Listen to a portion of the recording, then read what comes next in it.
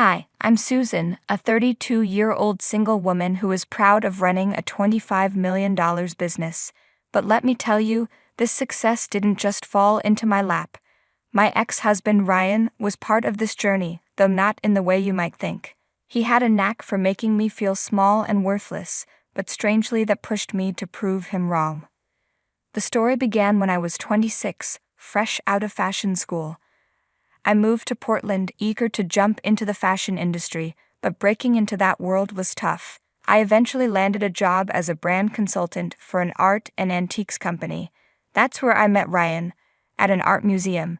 He was splashing money on fancy pieces, and even though he wasn't my usual type, we hit it off. Fast forward 2 years, and we got married. I moved into his luxurious mansion. He was the head of a successful luxury adventure travel company, making 6 figures a year. Even though Ryan was focused on his career, I stayed passionate about mine, especially fashion. I was juggling my brand consultant job and my fashion side projects. Life felt repetitive, with the same 9-to-5 routine during the week and dinner parties on the weekends. In my free time, I would often be found sewing away. I had a vision and had been experimenting with fabrics for a long time. Back in college, I used to make custom dresses for people, and I was pretty good at it. But starting a fashion label was a whole different challenge. It was huge. I had some savings, but launching a company needed more money, so I asked Ryan for help. Hey, I've been thinking about starting a business. I've been putting my dreams on hold for too long, and since we're not planning on having a baby anytime soon, now seems like the perfect time. If that's what you really want, Ryan said. You know, running a business isn't easy. It's going to take a lot of hard work. I know, I replied. I've thought it through, but I need your help. I know it's a big ask, but could you lend me some money? Are you kidding me? I promised when we got married that we'd be in this together. Of course, I'll help you. With Ryan's support, I took the leap and started my own company. The first few months were crazy, and the workload was overwhelming. I was working day and night, even on weekends. But as the months went on, things between Ryan and me started to fall apart. Our jobs were taking over our lives, leaving little time for each other. We barely talked, and having dinner together was a rare occasion. I kept telling myself that once the company found its footing, I'd be able to balance things better. But life didn't go as planned. The company wasn't doing well. We had invested a lot of money into top-quality materials and the best designers, but the customers just weren't coming. I couldn't figure out what was going wrong. Maybe the marketing wasn't working. My confidence took a nosedive, and I started to think I had made a huge mistake. I needed a break, so Ryan suggested we throw a dinner party to reconnect with our friends. It had been a while since we had seen them. My social life had become all about the company, so I thought, why not? We decided to invite 2 couples we were close to, Daniel and his wife Margaret, and Logan and his wife Ariella. None of us had the time or energy to cook, so we ordered food from a steakhouse instead. I managed to make some brownies for dessert, and when our guests arrived, the conversation started flowing. I felt myself relaxing, like I was taking a little break from all the stress just by catching up with good friends. Hey, before we start, I just want to say thanks for hosting us, Susan, one of my friends said. You're the reason we're having this dinner, to celebrate your success. Oh, thanks guys, I replied. I'm lucky to have friends like you. You've come a long way, Susan. Cheers to your amazing business journey. Absolutely. Hey Ryan, how about that bottle of Dom Perignon we got? Let's open it to mark the occasion. Of course, let's make it special, Ryan said. You guys know how to turn any gathering into a celebration. That's how we roll. Here we go, the good stuff. To friendship, success, and the little moments that make life special.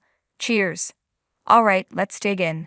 Everyone, help yourselves, someone said as we all started eating. Susan, you've really created something amazing with your creativity. I saw some of your designs in the back, Logan commented. Thanks, Logan, I said. It's been a wild ride. Seriously, you're like a business guru now, another friend added. I wouldn't go that far, but thanks, I laughed.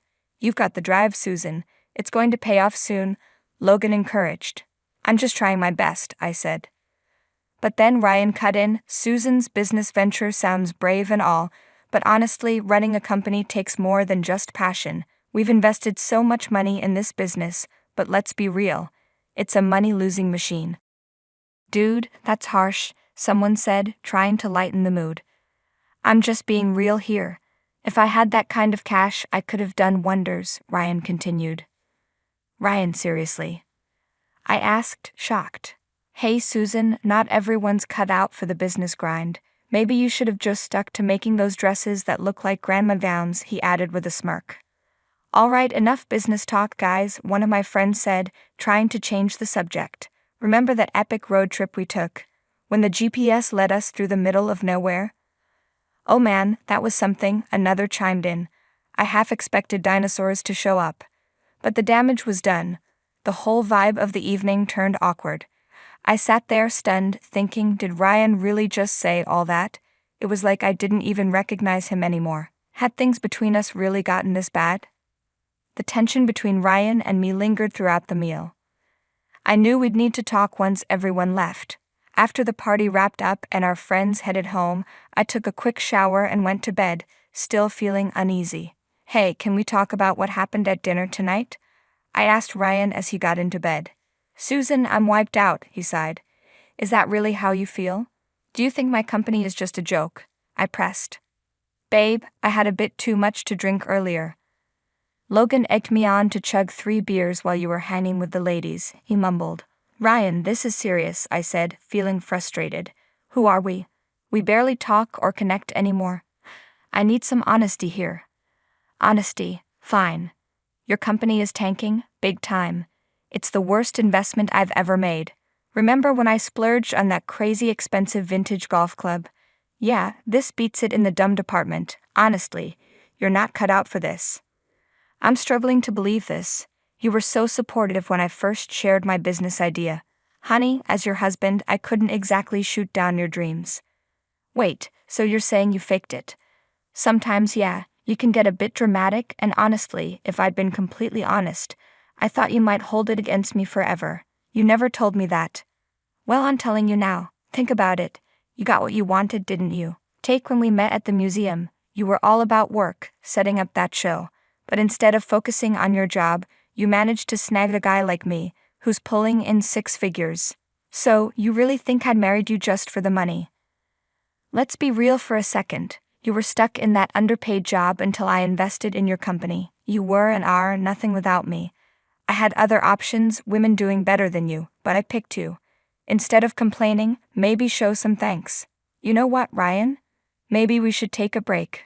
I was devastated and hurt. Ryan was supposed to be my biggest supporter, but instead, he acted like he was the one who made me. I started questioning everything about the man I married. Taking a break seemed like the right move to clear my head. Ryan always had a huge ego. You could tell by the way he talked to our family and friends, but treating me this way, that was a shocker. So I packed my stuff and stayed at my sister Megan's place for a while. She had her own spot and needed a roommate, so I moved in. Some of my work was done from home, not just at the office we rented for the company, so I ended up hauling a lot of stuff to Megan's too. Throughout all this, Ryan didn't say a word to me. It felt like a silent standoff. Setting up at Megan's and getting organized was confusing that first week, but they say everything happens for a reason. I threw myself into work, grinding day and night. Without a man in the picture, I had plenty of time to hustle. Megan introduced me to some new people, who then connected me to more folks, and my network started expanding. I rethought my whole company strategy and decided to hit reset. Ryan had seriously underestimated me. With the right support, a positive mindset, and some encouragement, my company took off. The demand for my clothes skyrocketed. Everyone wanted them. Social media influencers were all about promoting my brand. I was on cloud 9. The truth is, Ryan had been trying to get in touch with me after I moved out.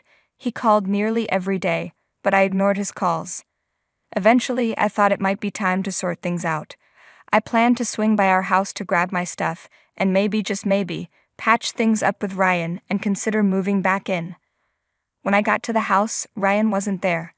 I went into my old office first, gathered my things, and then figured I'd leave him a voicemail. Hey, I swung by and used my spare key to grab a few things, but there's more to it.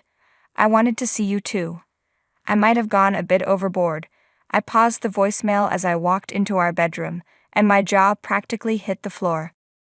There were women's clothes all over the bed, a black silk robe, a couple of dresses, even makeup scattered on the dresser. It hit me like a truck. Ryan had been seeing someone else while still married to me, and to make it worse, he had brought her into our bedroom.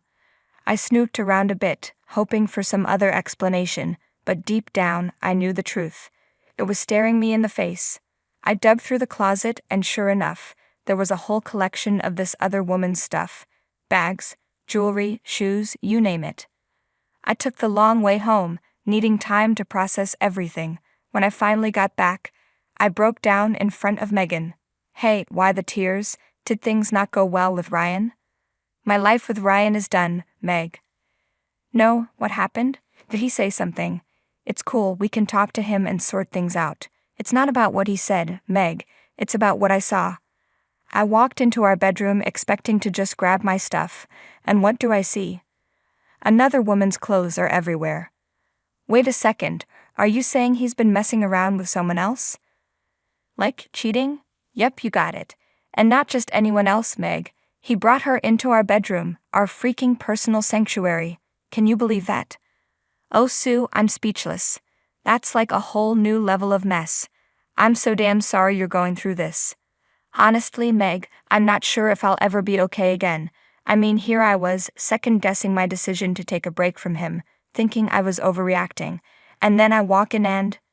Sue, listen to me. You're so strong, and you deserve way better than this. We'll get through this mess together, step by step. Look, you've got that big fashion event coming up. Promise me you'll focus on that, okay? Don't let this mess with your head. You know what, Meg? There's just one step I'm taking. I'm calling my lawyer tomorrow to get that divorce ball rolling, and the next time I'm facing Ryan is when I'm handing him those damn papers. I just can't find the words to say to him. The disgust is too real. Are you sure about this? I mean, maybe you're rushing into it? Nope, Meg, I'm sure. He had the nerve to diss me and act like some hero for choosing me over better girls. But cheating and fooling around with someone else? Sorry, but that's a deal breaker for me. Whatever you decide, Sue, I've got your back. Your call, your life. I'm in your corner all the way. I stuck to my word and called my lawyer, so the whole divorce thing was in motion. Meanwhile, I had this massive marketing event for my company.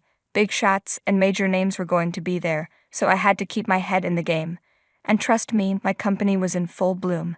Not to boast, but let's just say I made some pretty lavish purchases for myself. Anyway, I made sure to invite all my friends to the event.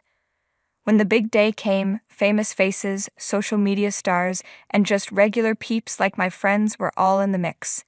I was running around, making sure everyone was having a blast. But then the security guys pulled me aside and told me there was this drunken dude at the entrance causing a ruckus. His name was Ryan. I was fuming. He must have heard about this through our mutual friends.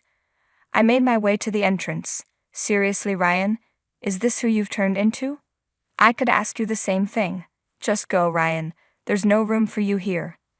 And what about you? Look at this whole spectacle you've created. What exactly are you trying to prove? Ryan, can we just…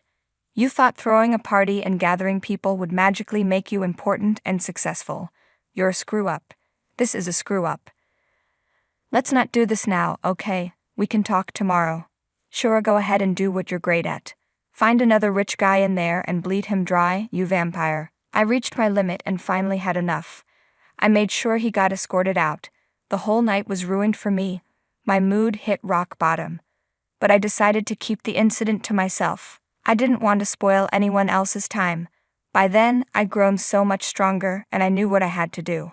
The very next day, I sent him a hefty check, just to prove a point and deflate that massive ego of his. He tried calling me for days afterward, but I gave him radio silence. Finally, the divorce papers came through.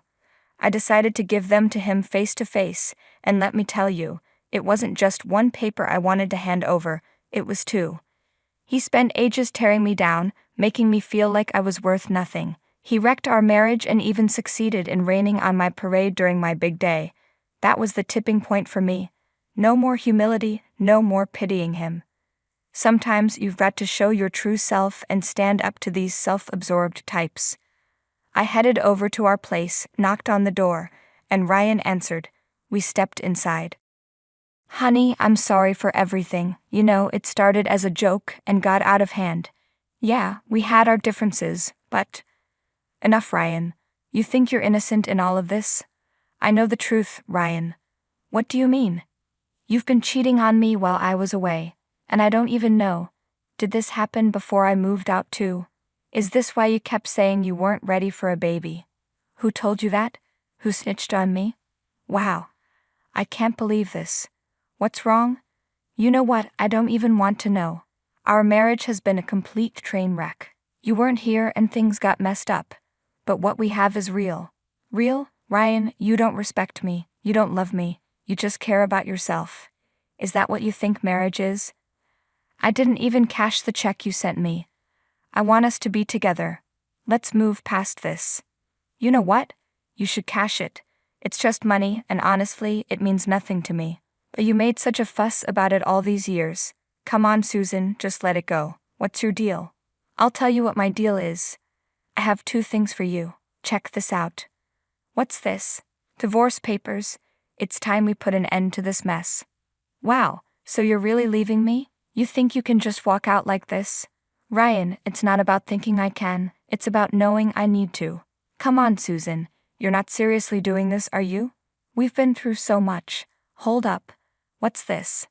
Oh, just a little something I thought you might find interesting. My balance sheet for the $25 million business you thought was a joke. Wait a minute, you're telling me this is your business? Ding, ding, ding, you got it, Ryan. The same business you called a money-losing machine. But how the heck did you?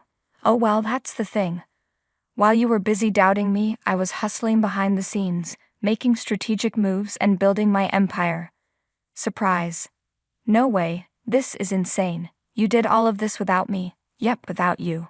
It turns out I don't need someone dragging me down with their negativity. I can't believe it, you've outdone yourself. Funny how success looks good on me, huh? Ryan was seriously shaken. I've never seen him so speechless in my life. His whole I'm Mr. Know-It-All vibe was gone. He seemed like he'd swallowed a lemon or something. With the divorce papers signed, I finally feel a sense of relief. I am officially single and ready to take on the world, starting with New York, the fashion epicenter, next month. Word on the street is that Ryan has turned our old place into some kind of bachelor hangout. Apparently, he's constantly moping around, wallowing in his own regrets. Meanwhile, I'm out here, totally owning the success game. It's like this constant high of proving him dead wrong. There's no need for someone else to define my worth. I've got that covered, thanks. What's with that expression, Elaine? You look like you've seen a ghost, he sneered, his voice dripping with sarcasm. I took a deep breath, feeling my heart pounding in my chest. Derek, I can't do this anymore. Your constant belittling, your complete disregard for my feelings, it's suffocating me. Derek laughed, a harsh sound that echoed off the walls. Oh, please. You're being dramatic. You knew what you were getting into when you married me. A woman of your limited capabilities should be grateful. Grateful? The word echoed in my mind, mocking me. I thought back to the days when we first met. I was 27 then, full of ambition and dreams, working diligently in the marketing department of a bustling firm. Derek, with his charming smile and seemingly kind demeanor, had swept me off my feet. We met at a company event, and he was all I had ever wanted, or so I thought. But now, standing in our meticulously kept living room, I barely recognized the man before me. The kind and attentive Derek I had fallen in love with was gone, replaced by this cold, calculating person who seemed to take pleasure in my misery. You think I should be grateful? I challenged, my voice steadier than I felt. Grateful for a husband who sees his wife as nothing more than a maid? Who values his ego over our relationship? Derek's face darkened. You know your place, Elaine. You gave up your job to be my wife, to take care of me in this house. That was your decision. Yes, it was my decision, I shot back, feeling a surge of anger. A decision I made because I believed in us, in our partnership. But this is not a partnership, it's tyranny. He scoffed. Dramatic as always. You should know by now, Elaine, I'm the one who makes the decisions here. If you can't handle the simple tasks of a housewife, maybe you should reconsider your position in this marriage. Reconsider my position? The words hit me like a physical blow. All the years of putting his needs before mine, of enduring his criticisms and dismissals, of trying to be the perfect wife he demanded, it all came crashing down in that moment. I straightened, meeting his gaze head-on. "No, Derek, it's you who should reconsider. I'm not your property, and I refuse to be treated as such any longer. I deserve respect, and if you can't give me that, then maybe this marriage was a mistake." The room fell silent, the weight of my words hanging in the air between us. Derek's face was a mask of shock and anger, his eyes burning into mine. "So that's how it is?" he said finally, his voice low and dangerous. "You think you can just walk away? You think you can survive without me?" I took a step back, feeling a flicker of fear, but I pushed it down. "I don't just think it, Derek. I know it. I'm not the scared, timid woman you think I am. I'm stronger than you know, and I won't be broken by your cruelty." For a moment, Derek looked as if he might say more, but then he turned on his heel and stormed out of the room, leaving me alone with my racing thoughts and a newfound determination. I knew this was just the beginning, that the road ahead would be difficult. But for the first time in a long time, I felt a spark of hope. I would find my way out of this. I would rediscover the woman I used to be, the woman I was meant to be. And Derek would come to regret ever underestimating me. The days following our confrontation were a blur of icy silences and veiled insults. Derek's contempt for me had become more apparent, his mask of charm and affection long since discarded. One evening, as I prepared dinner in our pristine kitchen, Derek sauntered in, his eyes scanning the spread with an air of disdain. "Is this what you call a meal? It looks as unappetizing as it probably tastes." I clenched my fists, feeling a familiar surge of frustration. "I've done my best, Derek. It's not easy managing everything around here on my own." He snorted, picking at the food with a fork. "Your best? That's laughable. You really are useless, aren't you? I work all day to provide for us, and this is the thanks I get? A mediocre dinner from a mediocre wife." His words stung, but I refused to let him see my pain. "I'm not your servant, Derek. I'm your wife. I deserve some respect, some appreciation." Derek looked up, his eyes cold. "Respect? For what? Keeping the house barely presentable? Even that seems to be beyond your capabilities. And don't even get me started on your lack of skills in the kitchen." I felt a lump form in my throat, but I swallowed it down. "I don't know why I bother trying. Nothing I do is ever good enough for you." "You bother because it's your duty," he replied sharply. "And you're right, it's never good enough. Maybe I made a mistake marrying someone so clearly out of her depth." His words echoed in my mind long after he left the room. I looked around at the house I had meticulously maintained, the meals I had painstakingly prepared, all for a man who couldn't care less. A sense of hopelessness washed over me, but beneath it there was a growing ember of anger, a burning need to prove him wrong. Later that week, I found myself confiding in Mara, my closest friend and confidant. Over coffee, I poured out my heart, the words spilling out in a torrent of frustration and despair. "He doesn't see me, Mara. He doesn't see the effort, the love I put into everything. It's like I'm invisible," I said, my voice breaking. Mara reached across the table, her hand warm on mine. "Elaine, you're so much more than he makes you out to be. You're strong, talented, capable. You don't need his validation to know your worth." Her words were a balm to my wounded soul, and in that moment something shifted within me. I realized that I had been seeking approval from a man who was incapable of giving it. I had been diminishing myself, trying to fit into the mold of the perfect wife he demanded, at the expense of my own identity. From that day on, I began to reclaim pieces of myself that I had lost along the way. I started secretly working on my graphic design skills, a passion I had abandoned for the sake of my marriage. With each design I created, I felt a sense of empowerment, a reminder of who I was before Derek tried to define me. And as I grew stronger, Derek's attempts to belittle me became less effective. His words still hurt, but they no longer had the power to break me. I was building a foundation for a new life, one where I was the architect of my own destiny. The atmosphere in our home had become a battlefield of unspoken words and simmering resentments. Derek's disdainful remarks had escalated, each one aimed to diminish and control me. But something within me had changed. The once cowering woman was slowly giving way to someone stronger, more defiant. One evening, as Derek arrived home, his usual air of self-importance was more pronounced. He dropped his briefcase by the door and surveyed the living room with a critical eye.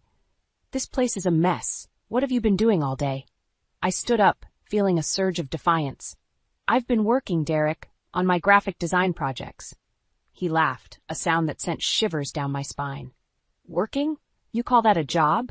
It's a hobby at best, Elaine. Don't flatter yourself." His words were meant to wound, but I stood my ground. "It's more than a hobby. I'm building something for myself, something that doesn't revolve around pleasing you." Derek's expression darkened. "You're getting bold, aren't you? Remember your place, Elaine. You're my wife. That's your primary role." I met his gaze, my voice steady. "My place is not just as your wife. I am my own person, with my own dreams and aspirations." He moved closer, his presence dominating the space. "You have no dreams outside of this house. I provide for you. I give you everything you need. You should be grateful." Grateful. That word again. It echoed in my mind, mocking me. Grateful? For being treated like a possession? For having my aspirations and efforts constantly belittled? No, Derek. I'm not grateful. I'm suffocated. For a moment he seemed taken aback, his facade slipping. But he quickly regained his composure, his voice laced with venom. "You're nothing without me, Elaine. You think you can survive on your own? You'll come crawling back, begging for my forgiveness." His words were meant to break me, but they only fueled my resolve. "I won't be crawling back to you, Derek. I'm stronger than you think." As the days passed, my secret work on graphic design projects became my sanctuary. Each piece I created was a testament to my creativity and resilience. My conversations with Mara became more frequent, her words of encouragement, a lifeline in the storm that was my marriage. I knew that leaving Derek would not be easy. He had woven a web of control and dependence that I had unwittingly stepped into. But with each passing day, the web was loosening, the hold he had on me weakening. I began to plan my escape, each step calculated and deliberate. I opened a separate bank account, securing my earnings from my freelance work. I reached out to a lawyer, discreetly inquiring about the divorce process. But most importantly, I began to rebuild the self-esteem that Derek had so systematically tried to destroy. I looked in the mirror and saw not a broken woman, but someone who was slowly piecing herself back together, someone who was ready to fight for her freedom. And as I lay in bed each night, listening to Derek's steady breathing, I knew that the time for whispers of rebellion was coming to an end. Soon it would be time for bold action, for reclaiming the life that was rightfully mine. The morning sun cast a warm glow through the curtains, but the atmosphere in our house remained cold and unyielding. Derek's contempt had become a daily ordeal, but my resolve had only strengthened. As I sat at the kitchen table, working on a graphic design project, Derek entered, his expression one of derision. "Still playing at your little hobby, I see. When will you realize it's pointless?" I didn't look up from my screen. "It's not pointless, Derek. It's my career, and it's thriving, unlike your opinion of it." He scoffed, pouring himself a cup of coffee. "A career? Don't make me laugh. You're a housewife, Elaine, nothing more. Your place is here, taking care of me, not indulging in these childish fantasies." I felt a flash of anger but kept my composure. My place is wherever I choose it to be, and right now it's here, building a future for myself. Derek slammed his cup down, coffee splashing over the rim. "You have no future outside of this house, Elaine. I won't allow it." His attempt to intimidate me was evident, but I no longer felt the fear that once gripped me. "You don't get to decide my future, Derek. I'm not your property. I'm a person with my own dreams and ambitions." He leaned in, his face inches from mine, his voice a menacing whisper. "You'll never succeed. You're weak, dependent on me for everything. You'll come crawling back, mark my words." I stood up, meeting his gaze. "I won't be crawling back to anyone, Derek. I'm stronger than you'll ever know." The days that followed were a tumultuous mix of silent treatments and bitter arguments.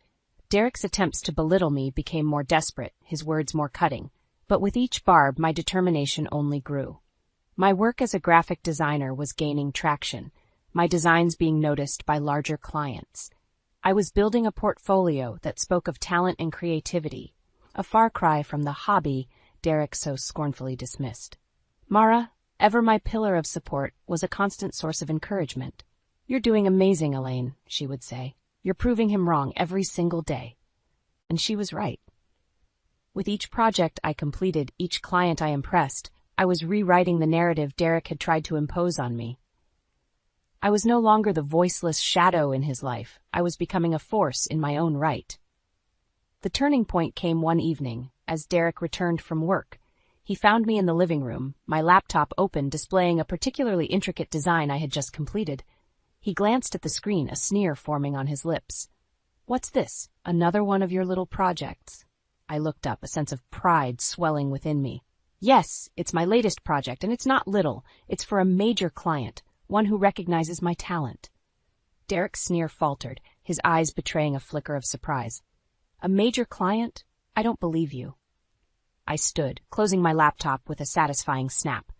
"Believe it or not, Derek, it's true. I'm succeeding, despite your constant attempts to undermine me. I'm building a life for myself, a life where I don't need your approval or your support."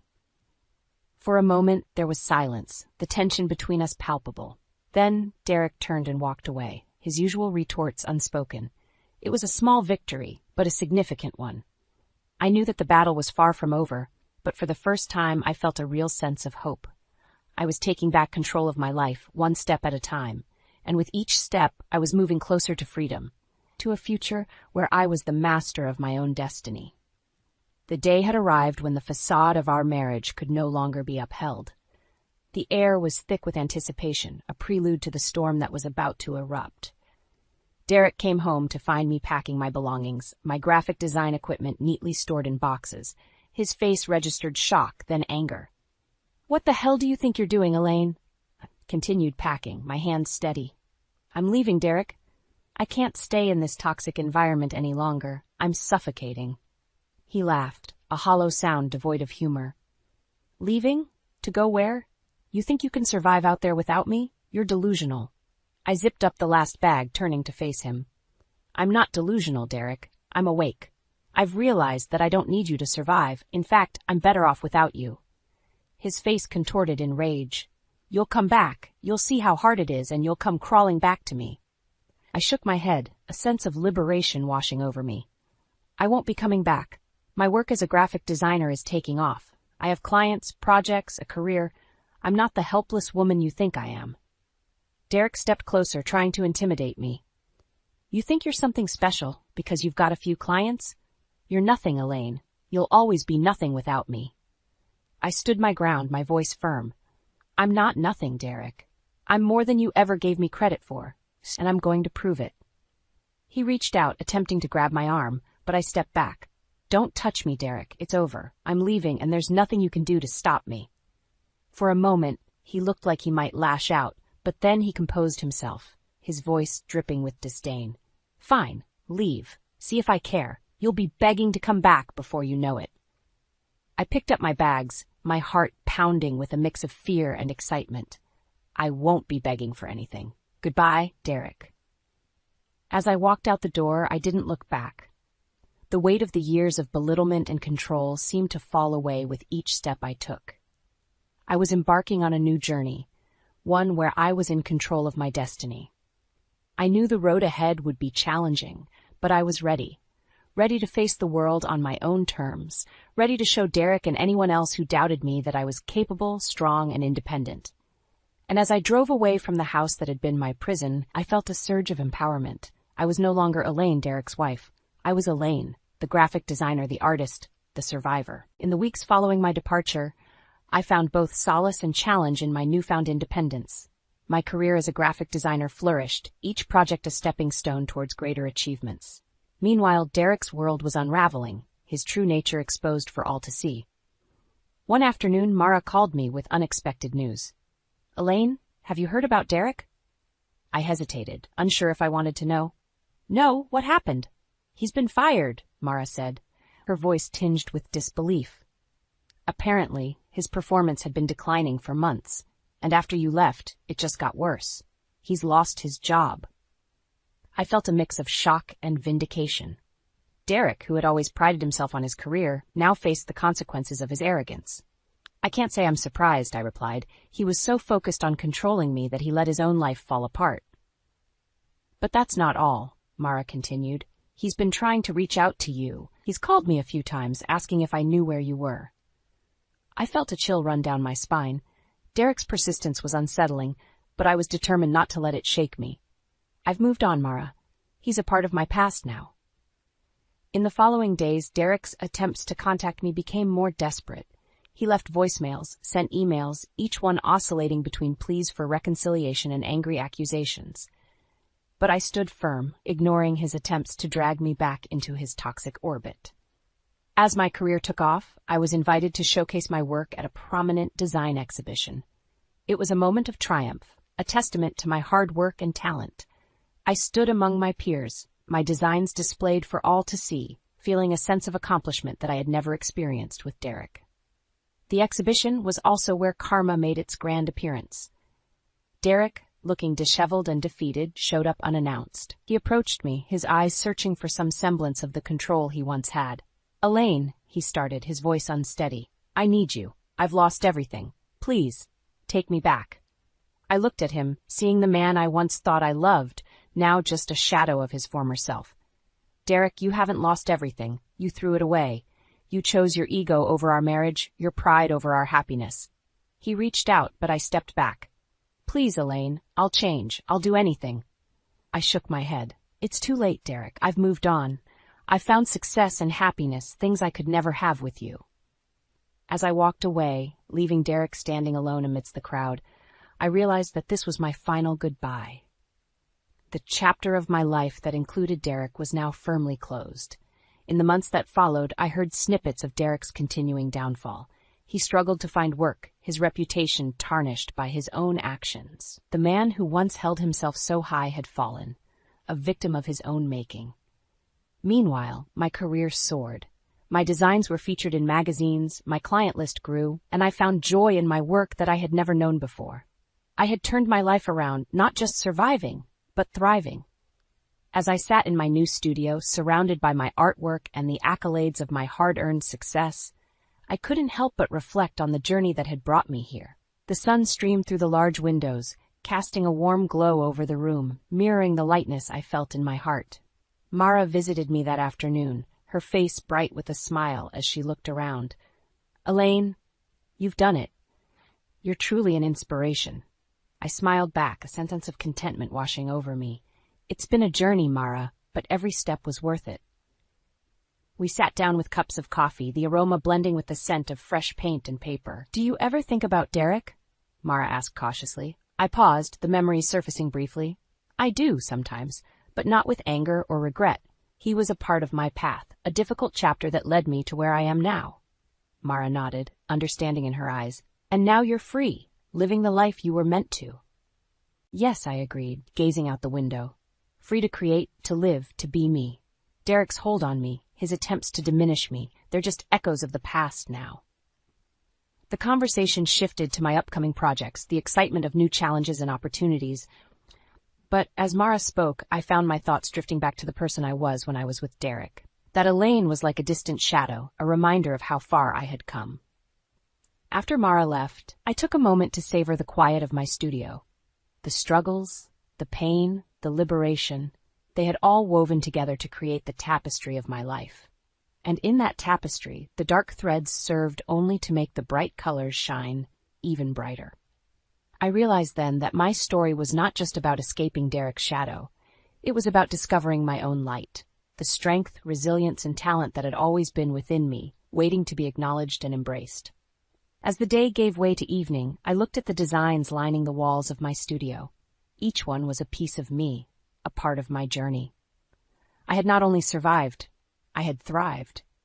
And in thriving, I had found a peace that was more profound than any revenge. The chapter of my life with Derek had ended, but my story was just beginning. A story of triumph, of finding joy in the midst of sorrow, of rising from the ashes to create something beautiful. As the last rays of the sun faded, I turned off the lights in my studio and stepped out into the cool evening air. The world lay before me, vast and full of possibilities. And I, Elaine, once a shadow, now a source of light, was ready to embrace whatever came next. The evening air was tense, a prelude to the storm brewing in our living room. "What do you mean she's moving in tomorrow?" I asked Greg, my voice barely containing the shock and anger. Greg didn't even flinch. "It's decided, Elise. Mom's coming to live with us.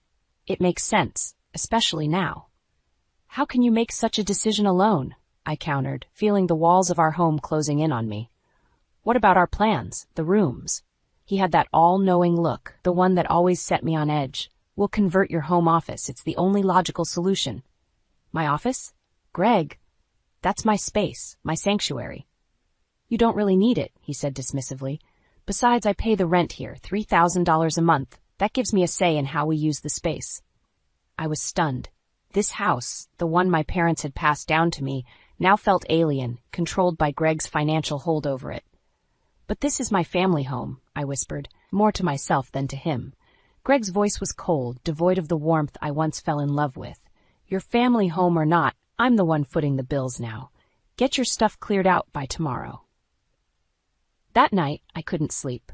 The realization that our marriage was a facade, built on the shaky grounds of financial power and silent submission, hit me hard.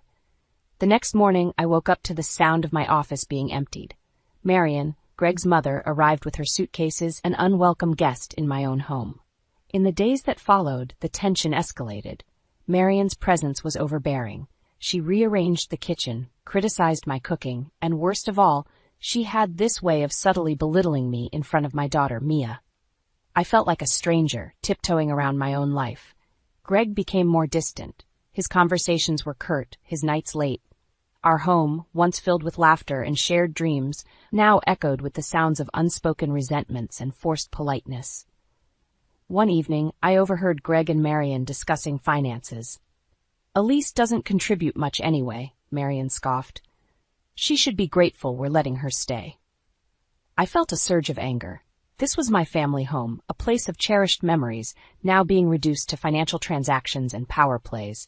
The next morning, I confronted Greg. "I want to talk about the rent," I said, my voice steady despite the turmoil inside. "This was my family's home. I never agreed to pay rent." Greg's response was a mix of arrogance and indifference. "Well, things change, Elise. I'm paying the bills, so technically it's more my house than yours now." That was the moment I knew.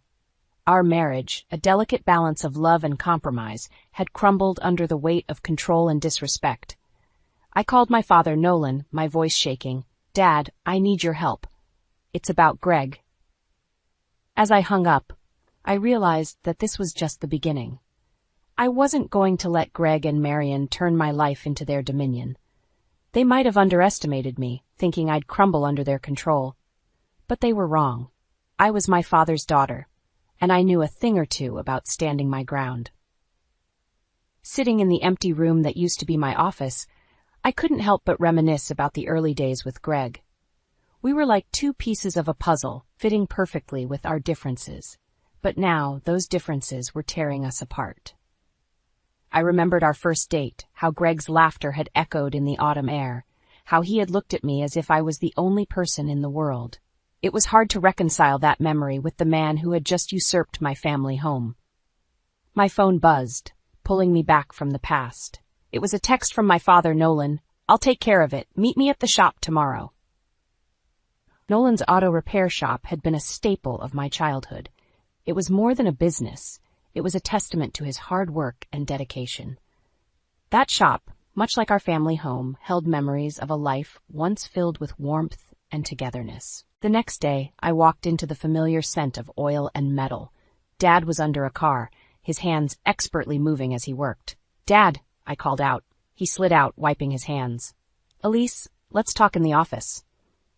The office was a small room filled with trophies from car shows and framed photos of our family. It was a capsule of happier times. "I can't believe Greg is doing this," Dad said, his eyes reflecting a mix of anger and concern. I sighed. "I know, Dad. I think it's time for some payback." Dad nodded, a determined look crossing his face. "What do you have in mind?" "I want Greg and Marion out of the house, but I want to do it legally, make them feel the pinch of their actions." Dad leaned back in his chair, pondering. "We can draw up a rental agreement, hike up the rent, make it impossible for them to stay." I felt a mix of relief and apprehension. This was the first step in reclaiming my life, but it also meant declaring war on Greg and Marion.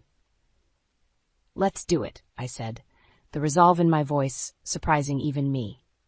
Over the next few days, Dad and I worked on the rental agreement. It was a meticulous and strategic plan designed to legally corner Greg and Marion.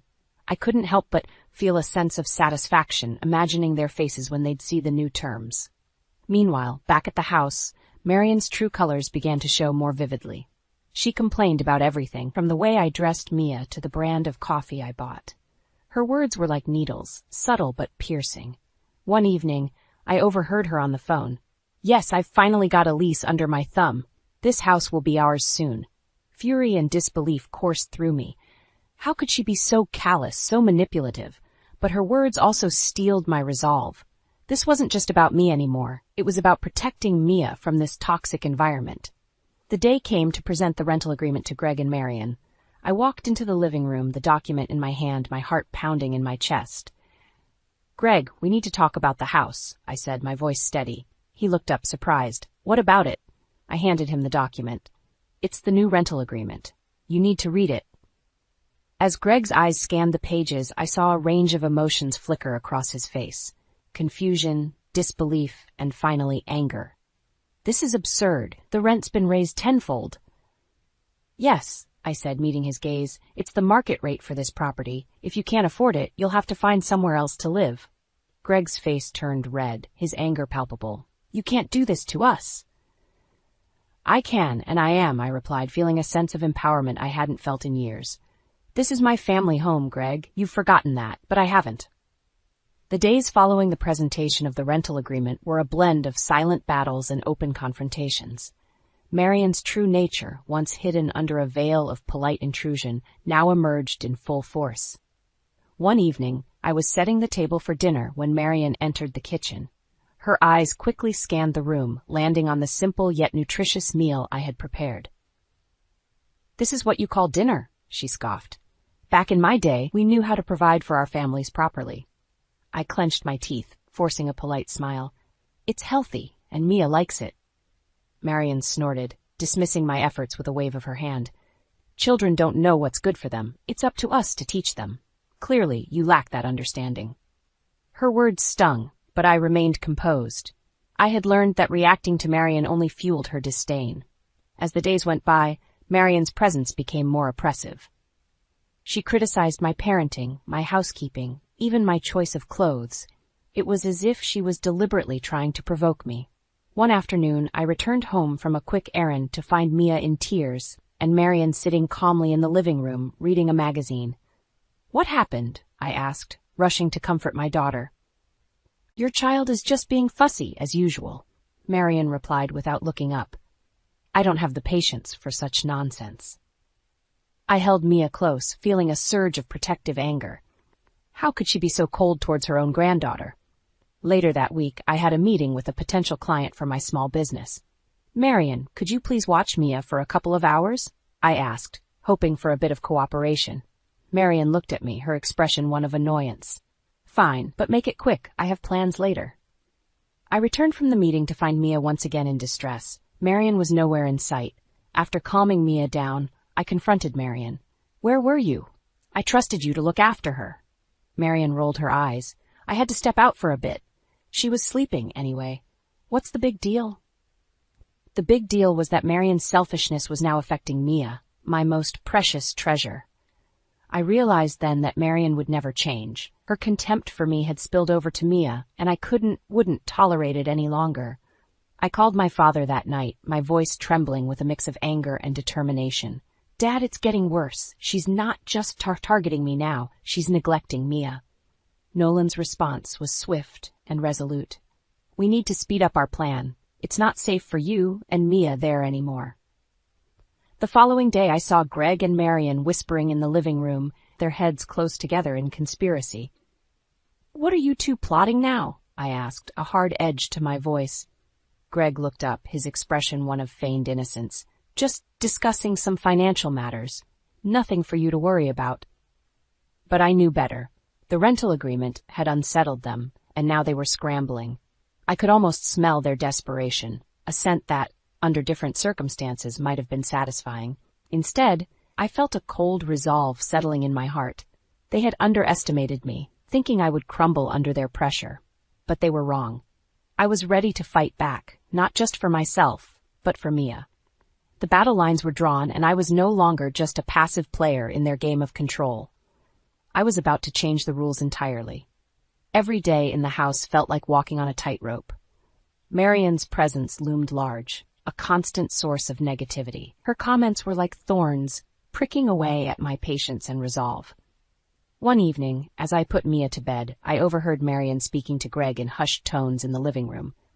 "Elise is not fit to be a mother. She's too soft, too indecisive. You need someone who can actually run a household efficiently." I stood frozen, listening to their conversation. Greg's reply was a weak agreement, a betrayal that cut deeper than any of Marion's sharp words. The next day, I confronted Greg. "Do you really think I'm a bad mother?" I asked, my voice shaking. Greg avoided my gaze. "It's not just about being a mother, Elise. It's about being responsible, about being adequate." Adequate. The word echoed in my mind, a stinging indictment of my role in this family. As the days passed, Marion's manipulations grew bolder. She rearranged the furniture to her liking, disposed of items she deemed unnecessary, and took over the kitchen, effectively pushing me to the margins of my own home. One day I came home to find Mia crying inconsolably. Marion was in the kitchen, completely ignoring her. "Why aren't you attending to her?" I demanded, my heart racing with worry. Marion shrugged, a cold detachment in her eyes. "She needs to learn to soothe herself. It's part of growing up." That night I called my father, my voice a mix of anger and desperation. "I can't do this anymore, Dad. Greg and Marion are destroying everything I hold dear. I need to get out." Nolan's response was immediate and firm. "You and Mia come stay with me. We'll sort this out." I hesitated. Leaving the house meant giving up the fight, but staying meant subjecting Mia and myself to more torment. The decision crystallized the next morning when I found my personal belongings boxed up in the garage. Marion had decided they were cluttering the house. That act of violation was the final straw. I packed our essentials, taking one last look at the home that had once been a haven of love and happiness. As I closed the door behind me, a sense of relief washed over me. I was leaving behind the oppressive walls of that house, but I was also stepping into the unknown. Staying with my father brought a sense of peace I hadn't felt in months. Mia's laughter returned, filling the house with joy. But the battle was far from over. I met with my lawyer to discuss the divorce. "I want full custody of Mia," I stated firmly, "and I want the house back." The lawyer nodded, understanding the gravity of the situation. "We'll build a strong case. You have rights, Elise." As the legal proceedings began, I realized this was more than just a divorce. It was a fight for my identity, for my daughter's future, and for justice against the tyranny of Greg and Marion. Greg's reaction to the divorce papers was a mix of shock and anger. "You're making a mistake, Elise. You won't win this." But I was resolute. I had tolerated, endured, and sacrificed enough. It was time to reclaim my life and protect my daughter from the toxic environment Greg and Marion had created. I was no longer the passive, accommodating Elise. I was a mother, a fighter, and I was ready to take back control. The divorce proceedings were a cold, calculated dance of legal maneuvers and emotional confrontations. Greg's shock at my decision to leave quickly turned into a bitter determination to fight back. I sat in the lawyer's office, reviewing the documents. "He's contesting the custody of Mia," I said, my voice laced with disbelief. The lawyer nodded solemnly. "He's also challenging your claim to the house. But we have a strong case, Elise." As the legal battle ensued, my resolve hardened. This was no longer just about leaving a failed marriage. It was about standing up against the injustice and manipulation I had endured. In the midst of this, my father and I finalized our plan for the rental agreement. It was a strategic move designed to legally compel Greg and Marion to vacate my family home. One afternoon, I arrived at the house to deliver the new rental terms.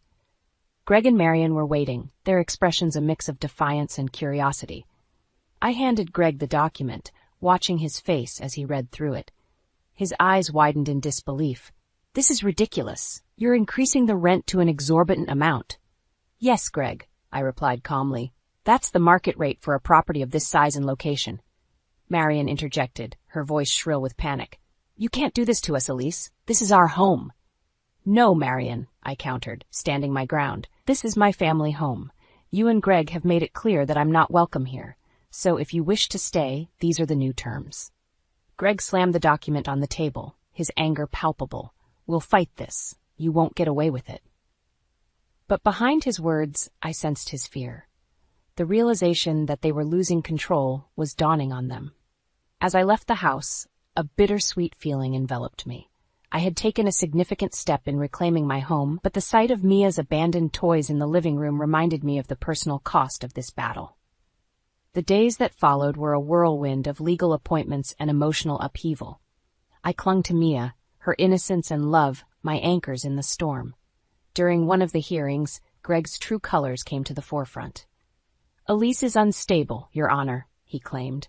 "She's not fit to be a sole custodian." I listened, my heart pounding, as my lawyer countered his baseless accusations with evidence of my stable income and loving relationship with Mia. In a subsequent meeting, Greg's lawyer proposed a settlement. Greg is willing to relinquish his claim to the house in exchange for joint custody and a reduction in the rent. I hesitated, torn between the desire to end this battle and the need to protect Mia from Greg and Marion's toxic influence. But then I remembered Mia's tears, Marion's callousness, and Greg's betrayal. This was no longer just about winning a legal battle. It was about justice and setting an example for my daughter. "I refuse," I said firmly. "I will not compromise on Mia's well-being or my family home." The decision to continue the fight was a difficult one, but it was necessary. I was no longer the woman who tolerated disrespect and manipulation. I was fighting for my rights, for my daughter's future, and for the dignity that Greg and Marion had tried to strip away from me. The battle lines were drawn, and I was ready for whatever came next. The day of the final confrontation arrived like a storm on the horizon. Armed with the legal documents, I stood at the doorstep of what used to be my sanctuary, now a battleground. Greg opened the door, his face a mask of defiance. Marion hovered behind him, her eyes betraying her anxiety. "What do you want, Elise?" Greg asked, his tone icy. "I'm here to finalize the arrangements," I said, handing him the updated rental agreement. As he read, his expression shifted from confidence to disbelief. "This is absurd. You're demanding a rent that's beyond unreasonable." "It's the market rate for a property of this size in this location," I replied, my voice steady. "If you can't afford it, you'll have to vacate." Marion stepped forward, her voice trembling. "You can't do this to us. We have nowhere else to go." "That was your choice when you decided to push me out of my own home," I said, meeting her gaze. Greg slammed the document on the table. "We'll see what the court has to say about this. You're not going to get away with trying to evict us from our home." "This ceased being your home when you chose to disregard my rights and my feelings," I retorted. The air was thick with tension, the once familiar living room feeling like a foreign land. I looked around, memories flooding back, of laughter, of love, of a life that once was.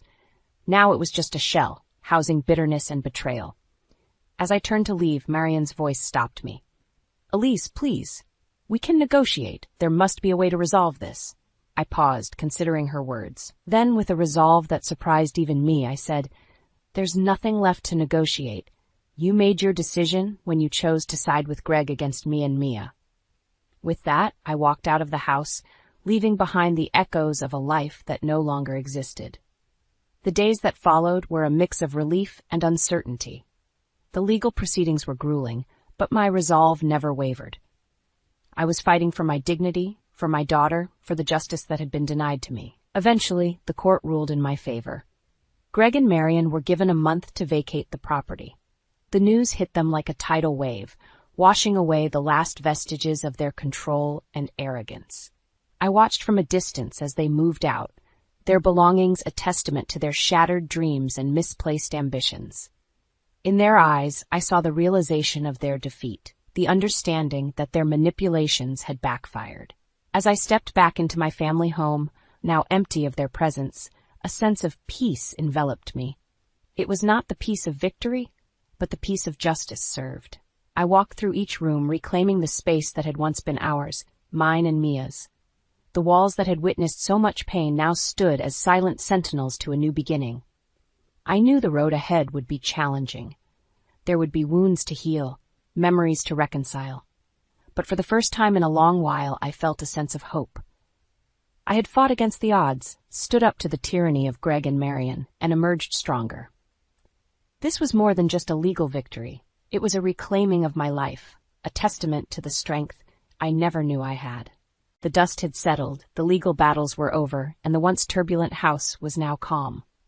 As I stood in the empty living room, the memories of what had transpired echoed in the silence. Mia played in the corner, her laughter a balm to my weary heart.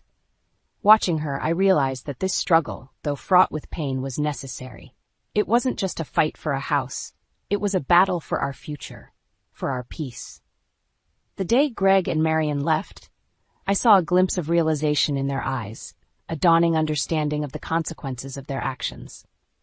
Marion looked back at the house, her expression one of loss and regret. Greg, defeated and subdued, didn't meet my gaze. In the weeks that followed, I focused on rebuilding my life. I returned to my small business, finding solace in the familiar routine and the support of my regular customers. Mia thrived in the newfound stability, her resilience, a testament to the strength of our bond. One afternoon, as I was closing the shop, a familiar face appeared at the door. It was Greg. He looked different. The arrogance had left his eyes, replaced by a certain humility. "Elise," he began awkwardly, "I wanted to apologize for everything." I listened, a mix of surprise and skepticism. "Why now, Greg?" He sighed, a deep, weary sound. "Losing the house, the divorce, it made me realize how wrong I was, how much I lost because of my pride and my mother's influence." I considered his words, the years of pain and struggle flashing through my mind. "Your apology doesn't change what happened, Greg. But I accept it, for Mia's sake." Greg nodded, a look of relief passing over his face. "Thank you, Elise, and I'm sorry, truly." As he walked away, I felt a chapter of my life closing. Greg's apology didn't erase the past, but it offered a closure, a finality to the turmoil we had endured. In the months that followed, I renovated the house, turning it into a home once again.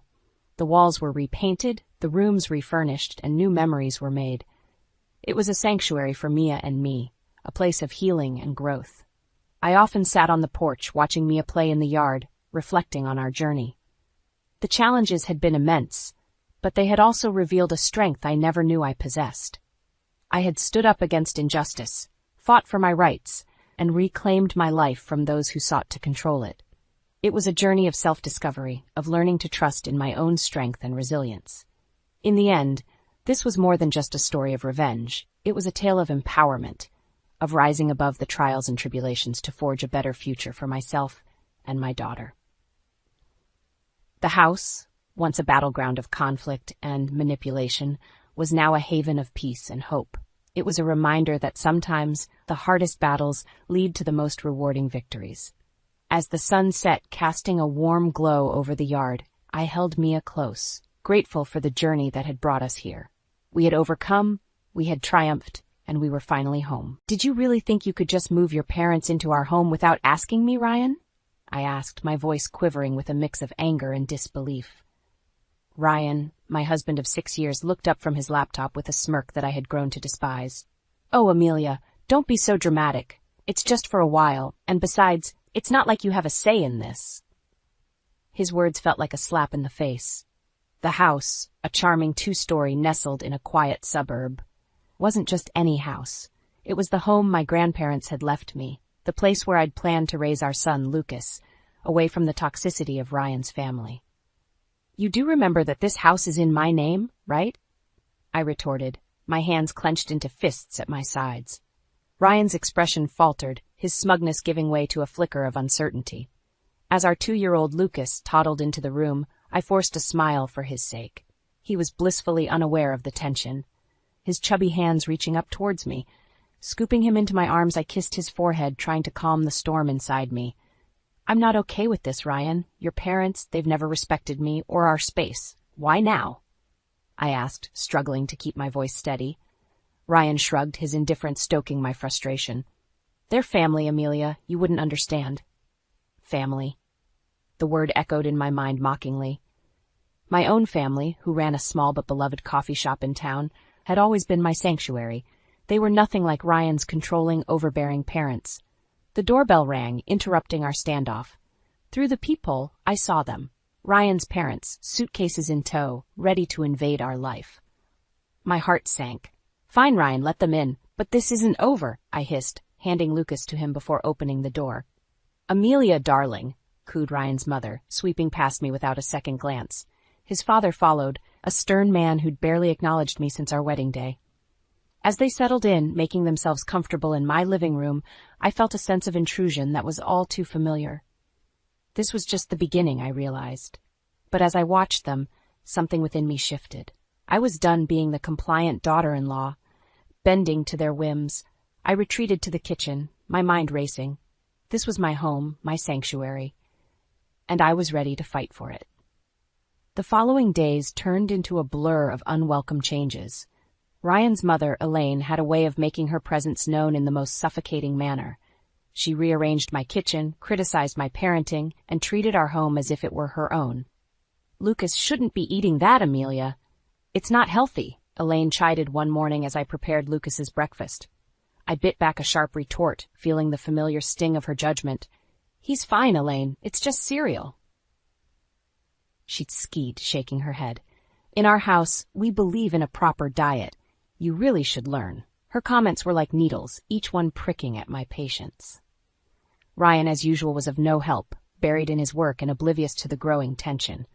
One evening, as I put Lucas to bed, Elaine barged into his room. "He's still not sleeping through the night? You must be doing something wrong." Her words were a slap in the face, undermining my efforts as a mother. "I'm doing the best I can," I snapped, unable to contain my frustration. Elaine's eyes narrowed. "Clearly, your best isn't good enough. Maybe if you had a real job and some structure in your life." I felt a surge of anger. "This is my house, Elaine. You're a guest here. Don't forget that." Her laugh was cold and dismissive. "Oh dear. Ryan never mentioned how delusional you are. This is his house too, and as his mother, I've every right to be here." The following day, I reached my breaking point. I found Elaine in Lucas's room, going through his drawers. "What do you think you're doing?" I demanded, my voice trembling with anger.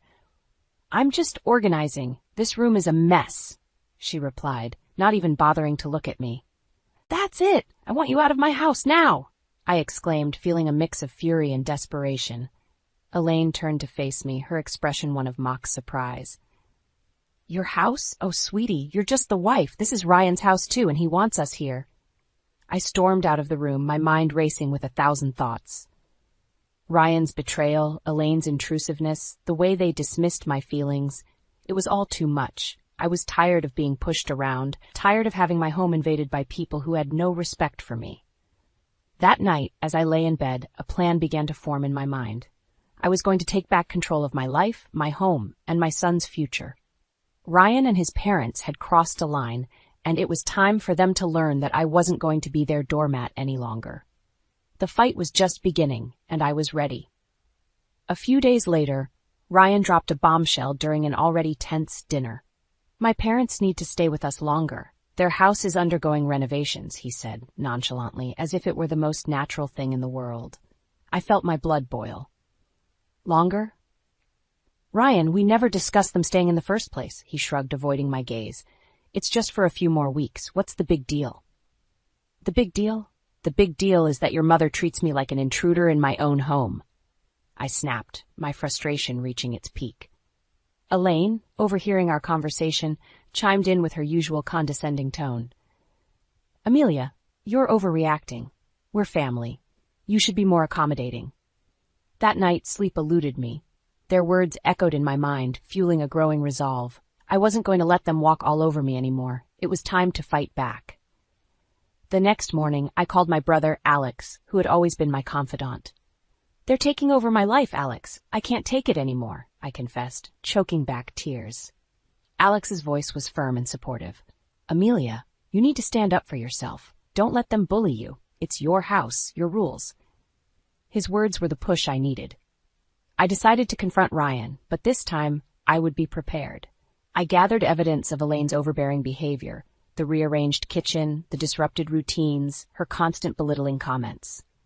Confrontation day arrived. I waited until Elaine and Ryan were in the living room. "We need to talk, now," I announced, my voice steady despite the storm raging inside me. Ryan looked up, surprised by my tone. What's this about, Amelia? It's about your parents, Ryan. Their constant interference, their disrespect for my boundaries. It ends today, I declared, holding up my list of grievances. Elaine scoffed. This is ridiculous. We're just trying to help. Help? By undermining me at every turn? By treating me like I don't matter in my own home? I countered, my anger palpable. Ryan shifted uncomfortably. Amelia, they're my parents. We can't just kick them out. No, Ryan. They're guests in my home and they've overstayed their welcome. Either they leave or I do. With Lucas, I ultimatumed, my resolve unwavering. The room fell silent, the gravity of my words hanging in the air. I saw the flicker of realization in Ryan's eyes, but it was Elaine who spoke first. You wouldn't dare, she hissed, her facade slipping. Watch me, I retorted, my voice laced with determination. That night, Ryan's parents packed their bags. As they left, Elaine shot me a venomous look. You'll regret this, Amelia. But as the door closed behind them, I felt a weight lift off my shoulders. It was the first step in reclaiming my life, and I was ready for whatever came next. The days following Elaine and her husband's departure were eerily quiet. Ryan's demeanor had shifted to one of cold detachment, his interactions with me minimal and strained. I found solace in the peace of my reclaimed home and the joyous laughter of Lucas. One evening, as Lucas played with his toys, Ryan announced, I've got to go on a business trip. I'll be gone for a few weeks. His tone was indifferent, as if our strained relationship had taken a backseat to his career. Fine, I replied curtly, barely concealing my relief at the prospect of his absence. After Ryan left, the house felt different, liberating even. I started to revert the changes Elaine had imposed, each alteration feeling like a small victory. But the true turning point came when I stumbled upon a series of emails on Ryan's laptop, which he'd carelessly left open. They detailed an affair, an ongoing betrayal that cut deeper than any of his mother's snide remarks. Anger, hurt, and a sense of betrayal churned within me. I decided it was time for Ryan to face the consequences of his actions. I began to meticulously plan my next moves, each step calculated to ensure that Ryan and his family paid for their deceit and manipulation. The first step was to secure my financial and legal standing. I contacted a lawyer, explained my situation, and started the proceedings for what was now an inevitable divorce. Next, I turned my attention to the house, the symbol of my grandparents' legacy and my independence. I reached out to a real estate agent. I want to sell the house, quickly and quietly, I told her. She was taken aback but sensed the urgency in my voice. Are you sure about this, Amelia? This is a big decision, she cautioned. I've never been more sure of anything, I replied with a resolve born of betrayal and a newfound strength. The house went on the market, and within days, offers began to roll in. The thought of Ryan returning to find his precious control stripped away brought a bitter satisfaction. In the midst of this, I reconnected with my family, drawing strength from their support. My parents were appalled by Ryan's behavior and rallied around me and Lucas.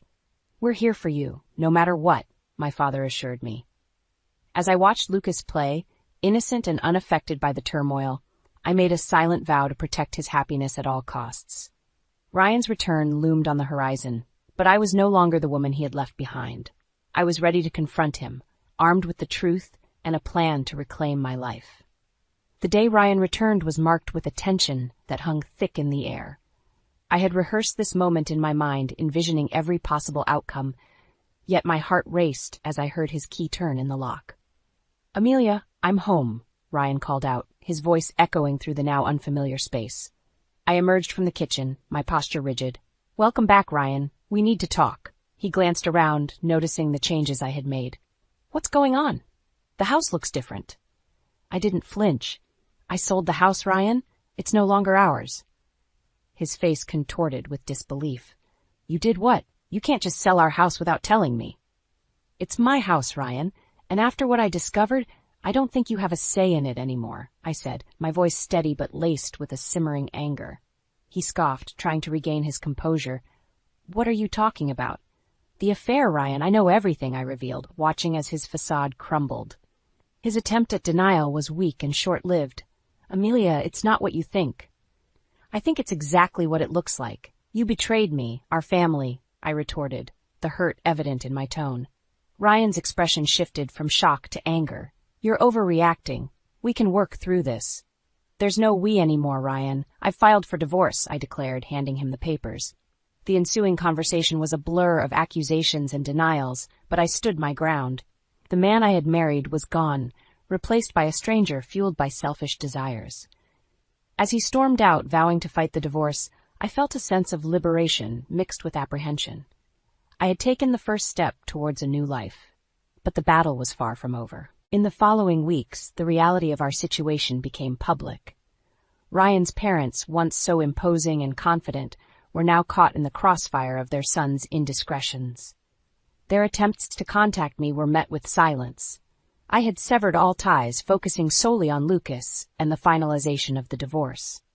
The day of the court hearing arrived. Ryan looked defeated, the weight of his actions finally dawning on him. As the judge granted the divorce and custody of Lucas to me, I felt a sense of justice. Ryan's plea for reconciliation after the hearing fell on deaf ears. "You made your choice, Ryan. Now live with it," I said, turning away from him for the last time. The news of our divorce and Ryan's affair spread, affecting his reputation and relationships. His parents, once so proud and judgmental, were now shunned by those who had once respected them. As I walked out of the courthouse, holding Lucas's hand, I realized that this was not just an end, but a new beginning. A fresh start for me and my son, free from deceit and manipulation. The future was uncertain, but it was ours to shape. Life after the divorce felt like emerging from a long, dark tunnel into the light. I had regained control, not just of the house, which was now sold, but of my life. Lucas, blissfully unaware of the adult complexities, thrived in the love and stability I provided. My days were busy but fulfilling, with my focus now on rebuilding our lives and managing the coffee shop, which had become my sanctuary. However, the shadow of Ryan and his parents lingered. One day, as I was closing the shop, Ryan appeared, looking disheveled and desperate, a stark contrast to the composed man I had once known. "Amelia, please, I need to talk to you," he pleaded, his eyes searching mine for a hint of the compassion that once existed. I hesitated, the sight of him stirring a mix of emotions. "What do you want, Ryan?" "It's about the alimony and child support," he began, his voice tinged with embarrassment. "I can't afford it. My job, I lost it because of the scandal, and my parents, they're broke too." His words were like a cold splash of reality. "That's not my problem, Ryan. You made your choices, and now you have to face the consequences." "But Amelia, I have nothing left. I'm begging you, for old time's sake." His voice broke, revealing the depth of his despair. I felt a pang of pity, but it was quickly overshadowed by the memory of his betrayal. "Old time's sake? Those times are gone, Ryan. You should have thought about the consequences before you cheated and lied." I turned to leave, but his next words stopped me in my tracks. "I'm sorry, Amelia. Truly, I am. I was a fool, and I ruined everything. Please, help me." For a moment, I saw the man I had once loved, vulnerable and regretful. But the pain he had caused was too deep, the betrayal too raw. "I'm sorry, Ryan, but I can't help you. You need to figure this out on your own," I said firmly, closing the chapter of our shared past for good. As I walked away, leaving Ryan standing alone, I felt a sense of closure. The journey had been painful, filled with betrayal and heartache, but it had led me to a place of strength and independence. Life moved on. Lucas grew, his laughter and curiosity filling our home with joy. The coffee shop flourished, becoming a hub of warmth and community. And as for me, I found contentment in the simple pleasures: the smell of fresh coffee, the sound of Lucas's giggles, and the support of friends and family. Ryan and his parents became distant memories, their legacy a cautionary tale of the consequences of betrayal and selfishness. My journey had taught me the power of resilience and the importance of standing up for oneself. As I locked the shop that evening, I looked up at the sky, its hues of orange and pink signaling the end of another day. I smiled, holding Lucas's hand tightly. Our future was uncertain, but it was bright. We were moving forward, one step at a time, into a new chapter of our lives. The room was filled with an uncomfortable silence, broken only by the ticking of the old clock on the wall. Mark, my husband of 30 years, sat across from me, his eyes glued to the TV, ignoring my presence as usual. I sat there, lost in my thoughts, feeling the weight of years of unspoken grievances and suppressed anger. I had reached my limit. "Did you finish moving?" Mark's voice, tinged with his usual condescension, pierced the silence. I didn't look at him as I replied, "I'm leaving, Mark." My voice was calm, but inside a storm was raging. Mark scoffed, "Oh, really? And where will you go, Anna? You can't survive without me." His words stung, but they also fueled my resolve. For too long I had endured his dismissive attitude and his mother's incessant meddling. It was time to reclaim my life. "I'll manage," I said, standing up. I felt empowered despite the fear and uncertainty that lay ahead. His mother, who had been living with us for the past year, walked in, her eyes narrowing as she saw my packed bags. "Running away, are we?" she sneered. "I knew you didn't have the spine to handle this family." Ignoring her, I grabbed my bags and headed towards the door. Mark didn't move to stop me. Instead, he called out, "You'll be back. You need us." As I stepped out of the house, I felt a sense of liberation. The cool evening breeze felt like a balm to my suffocated soul. I didn't know where I was going, but for the first time in years, I felt a glimmer of hope. For 30 years, I had played the dutiful wife to Mark, a man who saw me more as a convenience than a partner. Our son Alex was the only light in my life, but even he couldn't fill the growing void in my heart. Mark's mother, with her constant criticisms and manipulations, only added to the toxicity of our home. I found a small apartment, modest but peaceful. It was my sanctuary, a place where I could breathe and think without judgment. In the following days, I ignored the barrage of calls and messages from Mark and his mother. They fluctuated between pleading and threats, but I was done listening. My coworkers at the library, where I had worked part-time for years, were supportive.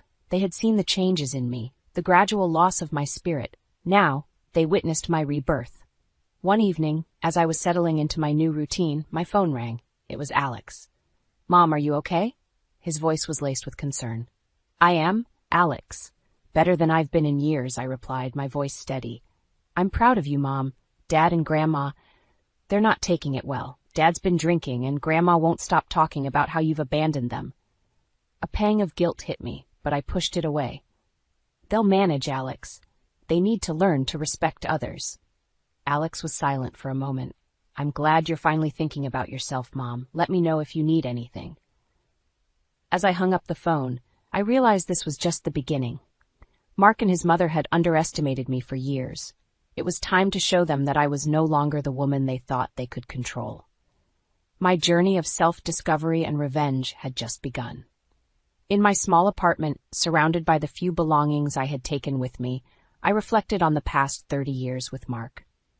Our marriage, once filled with promise, had slowly disintegrated into a shadow of what it could have been. It all started blissfully. Mark was charming and attentive, and we were young, full of dreams. But as the years passed, the charm faded, revealing a man more interested in his own needs than those of his family. When Alex was born, I thought it would bring us closer, but it only highlighted our differences. Mark's idea of parenting was providing financially, leaving the emotional nurturing to me. His mother, Eleanor, always hovered in the background, her criticism of my parenting a constant drone. "Anna, you're coddling the boy too much," Eleanor would say. "Mark never needed all this fuss." I endured her jibes, focusing on Alex, who grew up to be a thoughtful and independent young man, despite the tension at home. The turning point came when Eleanor moved in with us. Mark didn't even discuss it with me. I just came home one day to find her bags in the hallway. "My house is too lonely," she had said, a manipulative glint in her eye. Living with Eleanor was suffocating. She criticized everything from my cooking to the way I dressed. "Mark could have done so much better," she would often say within my earshot. But what truly broke me was discovering Mark's betrayal. I stumbled upon bank statements one day, revealing large withdrawals from our joint account, money used to fund Eleanor's gambling habit and Mark's secret indulgences. Confronting them led to heated arguments, with Mark always siding with his mother. "She's my mother, Anna. She needs this to cope with her loneliness," he would argue, dismissive of my concerns. The final straw came when I overheard a conversation between them, plotting to take control of the finances completely, reducing me to nothing but an occupant in their house. I knew then that I couldn't live in that shadow any longer. The day I left, I promised myself that they would one day understand the pain they had caused. My plan was simple yet effective. I would hit them where it hurt the most. their pride and their finances. I started by legally separating our finances, a move that shocked Mark. "What do you think you're doing?" he had yelled over the phone. "Protecting myself, something I should have done years ago," I replied, my voice calm but firm. Eleanor's reaction was even more dramatic. "You ungrateful wretch! After everything we've done for you," she screeched when she found out. But I was unmoved. The years of submission were over. I was playing by my own rules now, and this was just the beginning of their karma. The weeks following my financial independence were tumultuous. Mark and Eleanor were furious, their true natures fully exposed in their anger.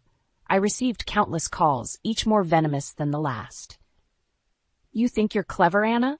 Mark hissed during one call. "You're nothing without me. You'll come crawling back." "I won't, Mark. I'm done being your puppet," I replied, my newfound strength bolstering my words. Eleanor was even more vitriolic. "You'll regret this, Anna. You've ruined our family." "There was no family to ruin, Eleanor. It was an illusion," I shot back. Despite their threats, I felt liberated. The fear that once controlled me had evaporated, replaced by a resolute desire for justice. It was time for them to face the consequences of their actions. I started by reaching out to old friends and acquaintances, sharing my story. The truth about Mark and Eleanor's manipulations and financial deceit quickly spread, tarnishing their reputations. Mark, who prided himself on his social standing, was appalled. "How could you do this to me?" he demanded during a rare face-to-face encounter. "You did this to yourself," I replied calmly. "I'm just shedding light on it." Eleanor, faced with the community's judgment, was equally distraught. "You've turned everyone against us. This is war, Anna." But I was no longer intimidated by her. "No, Eleanor, this is justice." I watched as their world crumbled. Mark's friends began to distance themselves, wary of his tarnished image. Eleanor's social circle, once a source of her pride, dwindled as the truth about her gambling and manipulation spread. But I didn't stop there. I knew their financial instability was their weakest point. With the help of a lawyer, I began the process of claiming my share of our joint assets, ensuring that Eleanor's gambling debts were exposed and Mark's mismanagement of our finances was brought to light. The court proceedings were grueling, but I stood my ground. Mark and Eleanor's attempts to discredit me fell flat, their lies and deceit no match for the truth. As the judge ruled in my favor, granting me a significant portion of our assets, I saw the defeat in Mark and Eleanor's eyes. It was more than just a legal victory. It was a moral one. "You've destroyed us, Anna," Mark said, a shadow of his former arrogant self. "No, Mark. You destroyed us long ago. I'm just picking up the pieces," I replied. Walking out of the courtroom, I felt a weight lift off my shoulders. For the first time in years, I looked forward to the future, free from the chains of my past. Mark and Eleanor's downfall was the first step in my journey of reclaiming my life, and I was ready for whatever came next. The aftermath of the court ruling was a whirlwind. With my rightful share of the assets, I began building a life free from Mark and Eleanor's shadow. Their reactions, however, were a mixture of disbelief and fury. "You can't do this to us, Anna," Mark exclaimed over the phone one evening, his voice laced with desperation. "I've done nothing but take back what's mine," I replied firmly. "You should have thought about the consequences before you betrayed me." Eleanor's response was more underhanded. She tried to rally family members against me, painting herself as a victim. But her attempts were futile. The truth about her had spread too far. "Anna, you're tearing this family apart," she accused during a chance encounter at the grocery store. "This family was broken long before I left," I countered, not giving her the satisfaction of seeing me upset. I relished the freedom of living on my own terms. I changed my phone number, cutting off their direct line of harassment. I also started volunteering at a local shelter, finding solace in helping others who had faced similar struggles. But my quest for justice wasn't over. I learned that Eleanor was planning to contest the court's decision, still clinging to the hope of reclaiming the money for her gambling habits. "You won't get away with this, Anna. I'll make sure of it," she threatened in a message relayed through a relative. In response, I fortified my legal defenses, prepared to counter any move she made. I was no longer the woman who shied away from confrontation. I was a fighter, standing up for what was rightfully mine. Mark, meanwhile, was crumbling under the pressure. His once pristine image was now tarnished, and his career suffered as a result. The friends and connections he valued so much were now distancing themselves, unwilling to associate with a man caught in scandal. "You've ruined me, Anna," he lamented during a rare moment of reflection. "You ruined yourself, Mark. I just exposed the truth," I replied. As the weeks turned into months, I watched as their once secure world disintegrated. Eleanor's attempt to contest the court's decision failed miserably, leaving her financially and socially bankrupt. Mark's career continued its downward spiral, his reputation irreparably damaged. But despite their downfall, I felt no joy in their suffering. It was a necessary step in my journey, but it was not the end. I had reclaimed my independence and my dignity, but I was still healing from years of neglect and emotional abuse. As I continued to rebuild my life, I focused on finding peace and happiness within myself. I had emerged from the shadows of my past, stronger and more resilient. My story was not one of revenge, but of emancipation, a testament to the strength of the human spirit in the face of adversity. Several months had passed since the court's decision, and the ripples of my actions were still felt. Mark and Eleanor, now estranged from most of their acquaintances, were living a shadow of their former lives. One day, I received an unexpected visit from Alex. He looked troubled, his usually bright eyes clouded with concern. "Mom, I just came from seeing Dad and Grandma," he began, his voice heavy. They're not doing well." I offered him a seat and a warm cup of tea. "Tell me what happened, Alex." He sighed deeply before continuing. "Dad's been let go from his job, his drinking, it's gotten worse. And Grandma, she's lost everything to gambling. They're selling the house." I listened, my heart aching for Alex. Despite everything, they were still his family. "Mom, did we go too far?" he asked, his voice barely above a whisper. "Alex, we stood up for what's right. They made their choices," I replied, my voice tinged with sadness. The news of their misfortune didn't bring me joy. Instead, it was a somber reminder of the consequences of a life lived without integrity and respect for others. The following weeks were filled with whispers and rumors. Mark and Eleanor's house, once a symbol of their success, was now on the market. Their fall from grace was complete. I heard from a mutual acquaintance that Mark had tried to find work, but his reputation preceded him.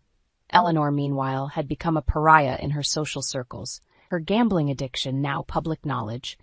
One evening, while I was out for a walk, I saw Mark. He was a shadow of the man he once was, his posture slumped, his eyes hollow. Our paths crossed, and for a moment we stood there in silence. "Anna, he began, his voice cracking. "There's nothing to say, Mark," I interrupted. "You chose your path." He nodded slowly, a resigned look in his eyes. "I never thought it would come to this," he murmured. As I walked away, leaving Mark behind, I felt a sense of closure. The man who had once held so much power over me was now just a stranger with a broken past. Eleanor, too, faded into obscurity. Her once lively demeanor was now subdued, the realities of her actions finally catching up to her. As the chapter of Mark and Eleanor closed, I realized that my journey was about more than revenge. It was about reclaiming my life and finding peace. I had stood up to my oppressors, not for vengeance, but for justice and self-respect. The experience had taught me the power of resilience and the importance of standing up for oneself.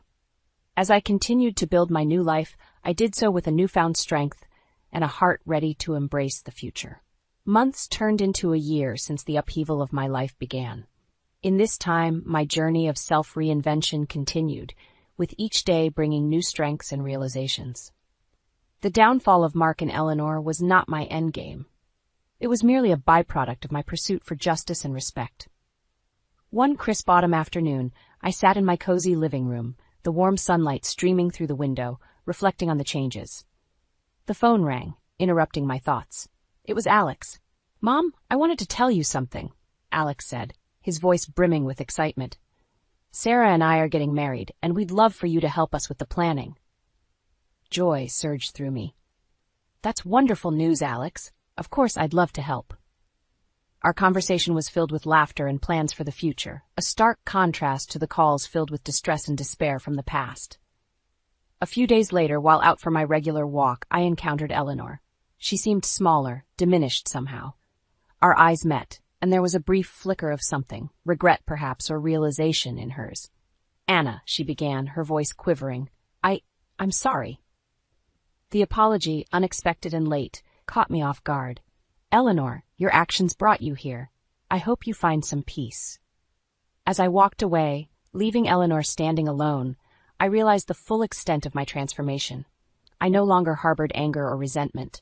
I had moved beyond the need for revenge. The wedding planning with Alex and Sarah was a joyful affair. It was during these moments, surrounded by love and hope, that I truly appreciated the beauty of moving forward. The day of the wedding arrived, a beautiful ceremony filled with laughter and tears of joy. Watching Alex and Sarah, so full of love and promise, I felt a sense of accomplishment. Despite the challenges, we had emerged stronger. In my toast, I said, "Life brings many challenges, but it's how we face them that defines us." Today, we celebrate love, resilience, and new beginnings. As the evening drew to a close, I looked around at the happy faces, feeling content. I had not only survived, I had thrived. In the years that followed, Mark and Eleanor remained distant memories. I heard through the grapevine that they had moved away, each carrying their own burdens. My life, once overshadowed by their presence, was now my own. I found fulfillment in my work, joy in my role as a mother and friend, and peace in my solitary moments. As I sat in my garden one sunny afternoon watching the flowers bloom, I realized this was what true freedom felt like. My journey had been long and fraught with obstacles, but it led me to a place of contentment and strength. The end of my marriage was not the end of my story. It was the beginning of a new chapter, one where I was the author of my own life, and in this new chapter I found happiness, peace, and a sense of self that no one could ever take away. "How could you do this to me?" I shouted, my voice echoing in our cavernous foyer. Dean stood impassively, almost bored, as I confronted him. Behind him, my 17-year-old stepson, Caleb, smirked. "Come on, Alana," Dean drawled. "Stop with the hysterics. We both know this marriage was a business arrangement. I needed access to your money, and you wanted the status of being a corporate wife." I recoiled as if struck. "A business arrangement? Is that all our decade together meant to you?" "Oh, please," he scoffed. "You really bought into the whole till death do us part fairy tale? I enjoyed the lifestyle you provided, but now your well has apparently run dry." His words knocked the wind from my sails. I had just endured the most embarrassing board meeting of my career after a failed project cost the company millions. My job was now on shaky ground. But looking into my husband's cold, greedy eyes, I realized the difficult day at work paled in comparison to the bomb Dean just dropped on our marriage. "Caleb, sweetie, talk some sense into your father," I pleaded to my stepson. He just glared and shook his head. "Sorry, Alana, but I'm with Dad on this one. We heard from our country club friends that you lost your big inheritance. So if you don't have money anymore, what use do we have for you?" The casual cruelty stunned me. It was then that the truth hit me like a splash of frigid water. My carefully curated life had all been a fragile house of cards. One breath of ill financial fortune was apparently enough to blow it all down. Rage and adrenaline stirred my shock into action. If cold hard cash was all that mattered to them, so be it. "Get out," I hissed through gritted teeth. Confusion flashed across Dean's face. "You can't kick me out of my own house." "The hell I can't," I cut him off. "This is my name on the mortgage, remember? You wanted access to my good credit for this palace, and since all you care about is money, consider our little business arrangement terminated." I marched over to the front door and held it open. "I'll expect you both to be gone by morning. My attorney will deliver the divorce papers next week." Dean's lip curled derisively. "You'll regret this, Alana." I stepped forward until we were nose to nose. "The only thing I regret is wasting years of my life on a shallow, greedy coward like you. Now get out before I have you removed." For a second, Dean stared at me incredulously. Then, with a final sneer, he brushed past me out the door, Caleb trailing obediently behind. As soon as the door slammed shut, the adrenaline fueling my bravado evaporated. With shaking hands, I slid down the wall until I collapsed in an undignified heap, ragged sobs tearing from my throat. Rock bottom. After years of tirelessly climbing the corporate ladder, here I was, job in jeopardy, marriage in tatters, alone in this echoing mausoleum I used to call home. Used to being the operative phrase, because tomorrow I would start over. Rebuild. As I laid there taking stock of my new circumstances, The tears slowly dried to a hard, glittering determination. Dean and Caleb wanted to play dirty? Game on. If all they valued was net worth and public image, then consider the gauntlet thrown down. I vowed then and there to attain the kind of success they could only dream of. And once I did, I would make them regret the day they betrayed the wrong woman. The best revenge would be rising from the ashes of their callous dismissal like a phoenix. Yes, there would be sweet vindication in proving I didn't need them or their conditional affection. My worth was not defined by men who saw me as nothing more than a bank account. I would build something spectacular without them, and one day in the not-so-distant future, I would relish getting to slam the door in their faces when they inevitably came crawling back. I awoke the next morning feeling hollow and numb, the events of the previous night flooding back in a miserable wave. Dean and Caleb were gone. My fairy tale life had crumbled with staggering swiftness. As I shuffled to the kitchen to brew some liquid fortification, I passed Dean's home office. The door was ajar, and I paused, seeing the velvet ring box atop a stack of financial papers on his desk. My fingers shook slightly as I opened it to reveal the substantial diamond solitaire he had given me on our 5th anniversary. A knock at the front door jolted me from my reverie. My attorney had arrived with the divorce papers as promised. As we sat signing the documents that dissolved a decade together, I recounted the details of Dean and Caleb's ugly betrayal. My attorney's shrewd eyes narrowed. "We'll make sure this divorce is quick and quiet," she assured me. "Dean's business can't afford the negative publicity right now with that discrimination lawsuit pending against him. We'll get you favorable terms, I guarantee it." I nodded numbly, barely listening. None of it seemed to matter much anymore beyond a means to swiftly sever all remaining ties. Over the next few weeks, getting back on my feet financially became my prime focus out of necessity. The legal proceedings were moving at a brisk clip, just as my attorney had promised.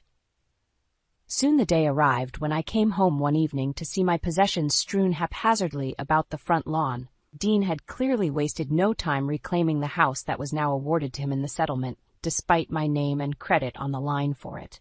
My jewelry, designer shoes, and other valuables were nowhere to be seen. Undoubtedly already hawked by Dean in his desperate bid for liquidity to prop up his struggling business. Once a greedy opportunist, always a greedy opportunist, I mused bitterly. As the moving truck packed up my clothes and lone pieces of intact furniture to take to my new small apartment, I stood across the street staring numbly at the only home I had known for over a decade now, occupied by strangers. "You brought this on yourself, Alana," said the voice in my head that sounded disturbingly like Dean. "This is what happens when you don't take care of those loyal to you." An icy rage stirred in my gut. "Oh, don't worry, Dean," I thought venomously. "You'll soon see exactly what happens when you betray someone like me. I vow to rise from these ashes and regain everything I lost 100-fold without you. Just you wait, you reptile. My day of redemption will come." Over the next year, I shed everything about my old life, the luxury clothes and cars, the country club memberships, the circle of wealthy friends and socialites. I funneled all time and energy into resuscitating my career, slowly regaining my standing. Meanwhile, Dean's downward spiral continued as his business crumbled under the weight of discrimination lawsuits and increasingly poor leadership. Last I heard, he sold his Mercedes to cover payroll and moved into a small rental apartment much like mine. As for Caleb, the golden child, without my financial largesse, he had to withdraw from his Ivy League college dreams only one semester in. Dean could no longer afford even community college tuition. The updates on my erstwhile family's misfortune arrived via mutual contacts still in our social orbit. I received the news of their troubles with cool indifference. The scales of justice seemed to finally be balancing. My climb upward would soon intersect their fall. And intercept them I shall. I resolved anew each morning. My starved inner phoenix will feast on the ashes of their hubris soon enough. The pre-dawn light filtered into my Spartan apartment bedroom as my alarm blared. Just another day in my new reality. Divorced, financially rebuilding, career on the ropes. But today was different. Today was the launch presentation for Project Helix, the brainchild I had tirelessly devoted myself to over the past 18 months since the implosion of my marriage. Its revolutionary genetic testing algorithms for cancer diagnostics represented my professional phoenix rising from the ashes.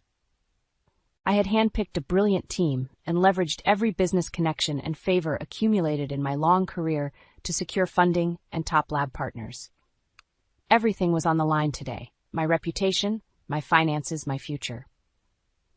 As I gazed steadfastly at my reflection in the mirror getting ready, the familiar icy determination settled into my bones, fueling every movement. My resolve hardened into an impenetrable shield. Today signaled a new beginning on every level. The presentation was a resounding success, garnering impressive investor commitments and glowing media coverage. As I shook hands afterwards, secure in the revival of both my career and bank account, I caught sight of Dean across the room. Our eyes locked. He looked older, paunchier, dressed in an ill-fitting rental suit. An ugly scowl marred Caleb's once handsome face beside him. Dean raised his glass mockingly in my direction before turning away. I smiled to myself as I networked with enthusiastic potential partners, no longer bothering to glance back at the shadows of my past life. Today was sweet vindication, the fruits of my labors on proud display. My ascension was just beginning, and his fading relevance was now an afterthought. Onward and upward. Over the ensuing months, Project Helix rapidly became the cornerstone of a biotech startup funded by blue-chip investors. As CEO, stock options and a 7-figure salary quickly put me back in the black. Meanwhile, Dean was forced by creditors into bankruptcy and had to sell what few remaining assets he still possessed, including my treasured 5-carat anniversary ring, as I discovered.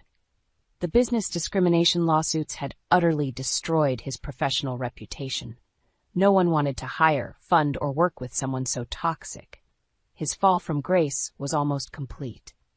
Caleb scraped by doing odd jobs, his Ivy League dreams replaced by the reality of community college dropout. How the mighty had fallen. Their crumbling fortunes were of only passing interest to me at this point. My star was rising to stratospheric new heights as industry accolades and magazine covers continued rolling in. I stayed laser-focused on nurturing this hard-earned success. My technology was gaining global recognition as a game-changer in oncology testing. As billions in potential market capitalization hung ripe for the taking, acquisition offers from all the pharma giants flooded my inbox, but I remained unmoved. My ambitions were far grander than cashing out now, like so many flash-in-the-pan biotech startups. I would build an empire that left no doubt as to my formidable talent and grit. A lasting legacy that no spoiled opportunist could ever wrest from my grip. As Project Helix's national rollout neared completion, I sensed my hour of sweet redemption was nigh. The day of reckoning I had nurtured like a smoldering ember these past miserable years. Soon I would confront the faithless parasites that derailed my life with such callous indifference. Dean and Caleb would finally behold with their own eyes what steely determination can manifest when someone with my tenacity puts her mind to a worthy purpose. The time had come at last to reopen that ugly chapter and slam it shut for good on my terms. My ascension was irrefutable, my rivals vanquished. Now to deliver the final blow that would humble them completely before my might and resolve. Soon, my old acquaintances would see that I was not defeated as presumed. No, I had returned, consulted, feared, and admired. My time had come again in spades. The game wasn't over, but the rules were about to change. Dean and Caleb would learn that to their sorrow soon enough. The phoenix had risen triumphant from the ashes they left. Now it was their turn to burn. I straightened my emerald silk blazer as I strode confidently into the soaring lobby of Prisma Laboratories.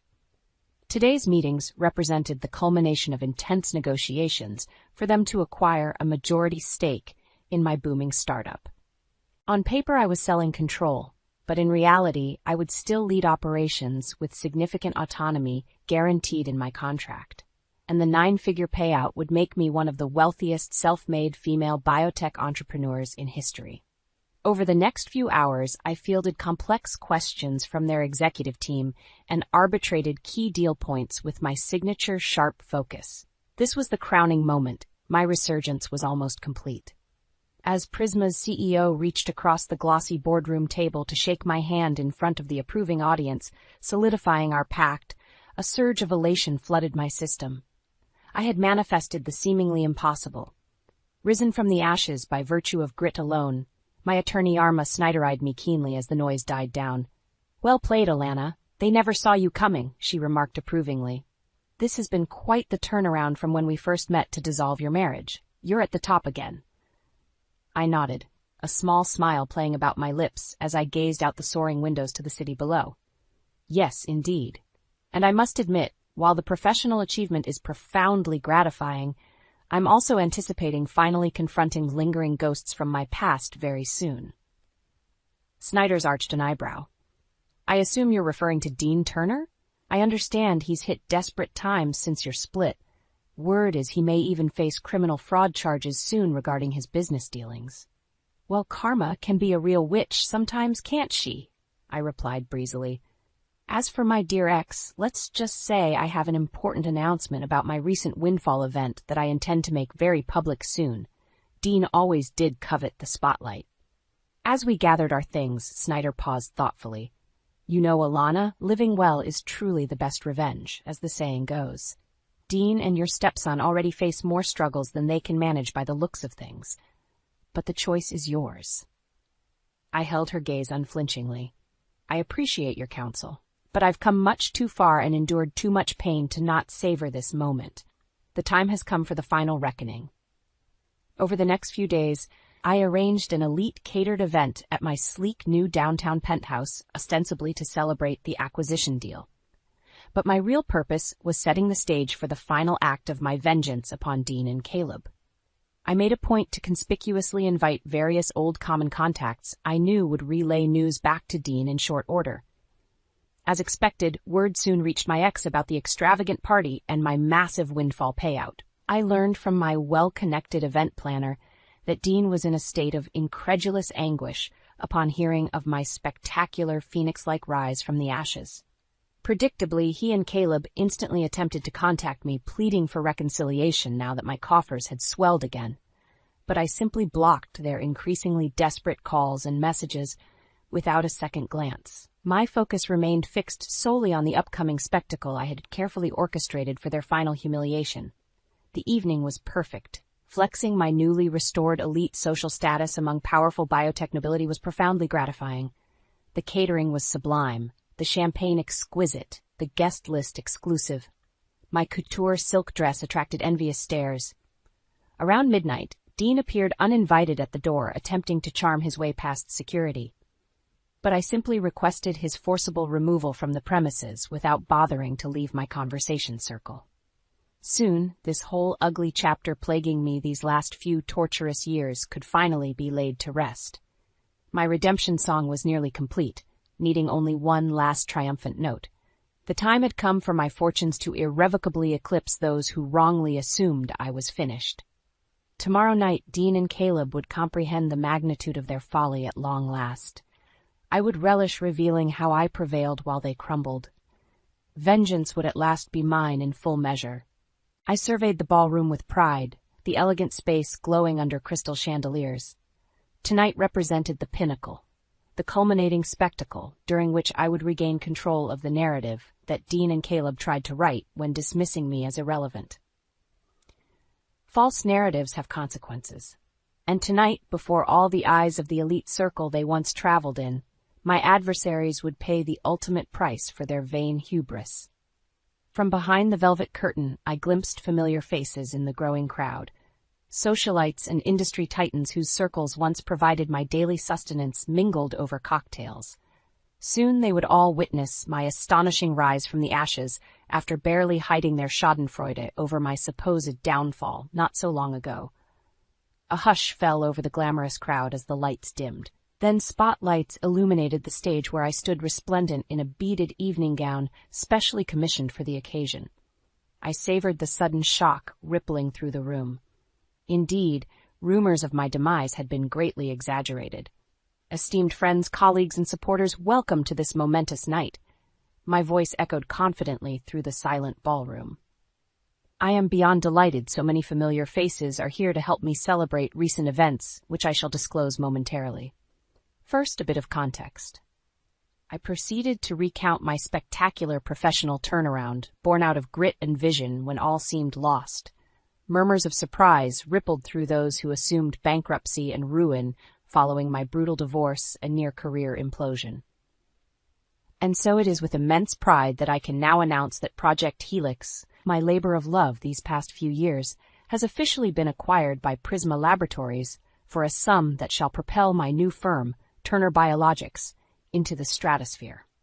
An astonished gasp went up from the audience, followed by a thunderous standing ovation as Dean's ashen face stared up at me in disbelief from the third row, Caleb shrinking behind him. The room roared with applause while my enemies grappled with this shocking public spectacle, revealing the scale of their gross misjudgment. I raised a hand and continued after the cheers died down, my voice ringing with conviction throughout the silent grandeur of the ballroom. My friends, you all saw me endure grievous betrayal and the loss of everything I held dear not so long ago. And yet here I stand before you stronger than ever, beholden to no one. My fortunes risen higher than my adversaries could have conceived. I allowed the dramatic words to sink in as hundreds of rapt gazes flickered between me on stage and Dean squirming in discomfort below. Let my astonishing journey serve as proof that integrity and grit conquer all. Much was taken from me, but now I have recovered my wealth and status 100-fold, while my enemies sink ever lower. Murmurs rippled through the ballroom as all eyes turned on Dean and Caleb. I let the discomfort stretch unbearably as camera phones immortalized their humiliation. Finally, I concluded, "Remember, friends, no matter how dark the night, the righteous phoenix shall always rise again, more glorious than before. Our setbacks oft serve but to propel our destiny higher than imagined if we but persevere." The ballroom erupted in a standing ovation as I soaked in my hard-won public vindication. Justice had been served at long last before all. Now closure could finally liberate me to chart wondrous new horizons unencumbered by the phantoms of past treachery. My revival was now irrefutably complete. As guests swarmed forward with praise and adulation, a strong hand gripped my elbow. I turned to see Caleb's eyes brimming with fury inches from mine. "You vindictive witch! We offered reconciliation, but you repaid our regrets with this spectacle?" He spat contemptuously before security pulled him back. I calmly held his baleful gaze. "The time for reconciliation ended when you threw me away believing you had broken me. Consider this long overdue payment for your arrogance." His glare spoke daggers before security removed him, but instead of satisfaction, unexpectedly I felt only a growing hollowness expanding in my chest. Because gazing into that warped face oozing vitriol, I glimpsed a mirror image, and felt the arms of my gleaming victory turn cold and leaden. I awoke the morning after my spectacular vindication gala, feeling hungover in more ways than one. While the champagne may have faded, the confrontation with Caleb still echoed unpleasantly in my mind. His rage and contempt was a mirror I could no longer avoid. In seeking to prove myself above their petty manipulations, had I instead lowered myself to their emotional wasteland by stooping to excess vengeance? You reap what you sow, Alana. What crops are now ripening from the seeds of bitterness and spite you've sown these past few years? I pushed the uneasy thoughts aside as I prepared for a series of major media interviews about the gala revelations. Prisma's publicity team would be leveraging the sensational arc of my comeback story as a boost for their newly acquired biotech crown jewel. Over the next few weeks, dozens of glossy magazine profiles and cable news segments broadcast the comeback queen's astonishing journey from a broken divorcee to self-made female billionaire. I should have felt only jubilation at this hard-won validation. But as I politely fielded invasive personal questions about Dean's betrayal and my Cinderella redemption, feelings of unease continued swelling steadily. Celebrity anonymity and the consolation of wealth could not fully dull the growing spiritual crisis born that night. I witnessed my own reflection in Caleb's contorted face. One morning, as I absently surveyed the impressive view from my sleek new corner office, my executive assistant announced an unexpected visitor, my old friend and attorney, Carla Snyder. As we exchanged awkward pleasantries over my exotic imported tea, I sensed this was more than a congratulatory visit. Her smile faded over the elegant china rim as she set down her cup. "Alana, I've considered us friends for over 20 years now, so I hope you'll receive this in the supportive spirit intended. Don't waste another minute on petty wars or ego when life is so fleetingly short. You have miraculously reclaimed everything denied you. Don't squander it for a false illusion of justice or power over others. Her compassionate gaze held mine unwaveringly. Despite your success, you seem more melancholy than ever. True victory doesn't come from externally validating your worth at the cost of inner peace. Your life is yours now to fill as you choose, without constantly battling ghosts or seeking the meaningless validation of false idols. I stared silently as her words slowly dissolved my feeble inner defenses. The tears I had suppressed these past harsh years suddenly burst forth with unexpected force. Great heaving sobs coursed through me as she enveloped me in her arms. There, let the bitterness flow away, she soothed gently as months of tension flooded out. Forgive them, forgive yourself. Be free.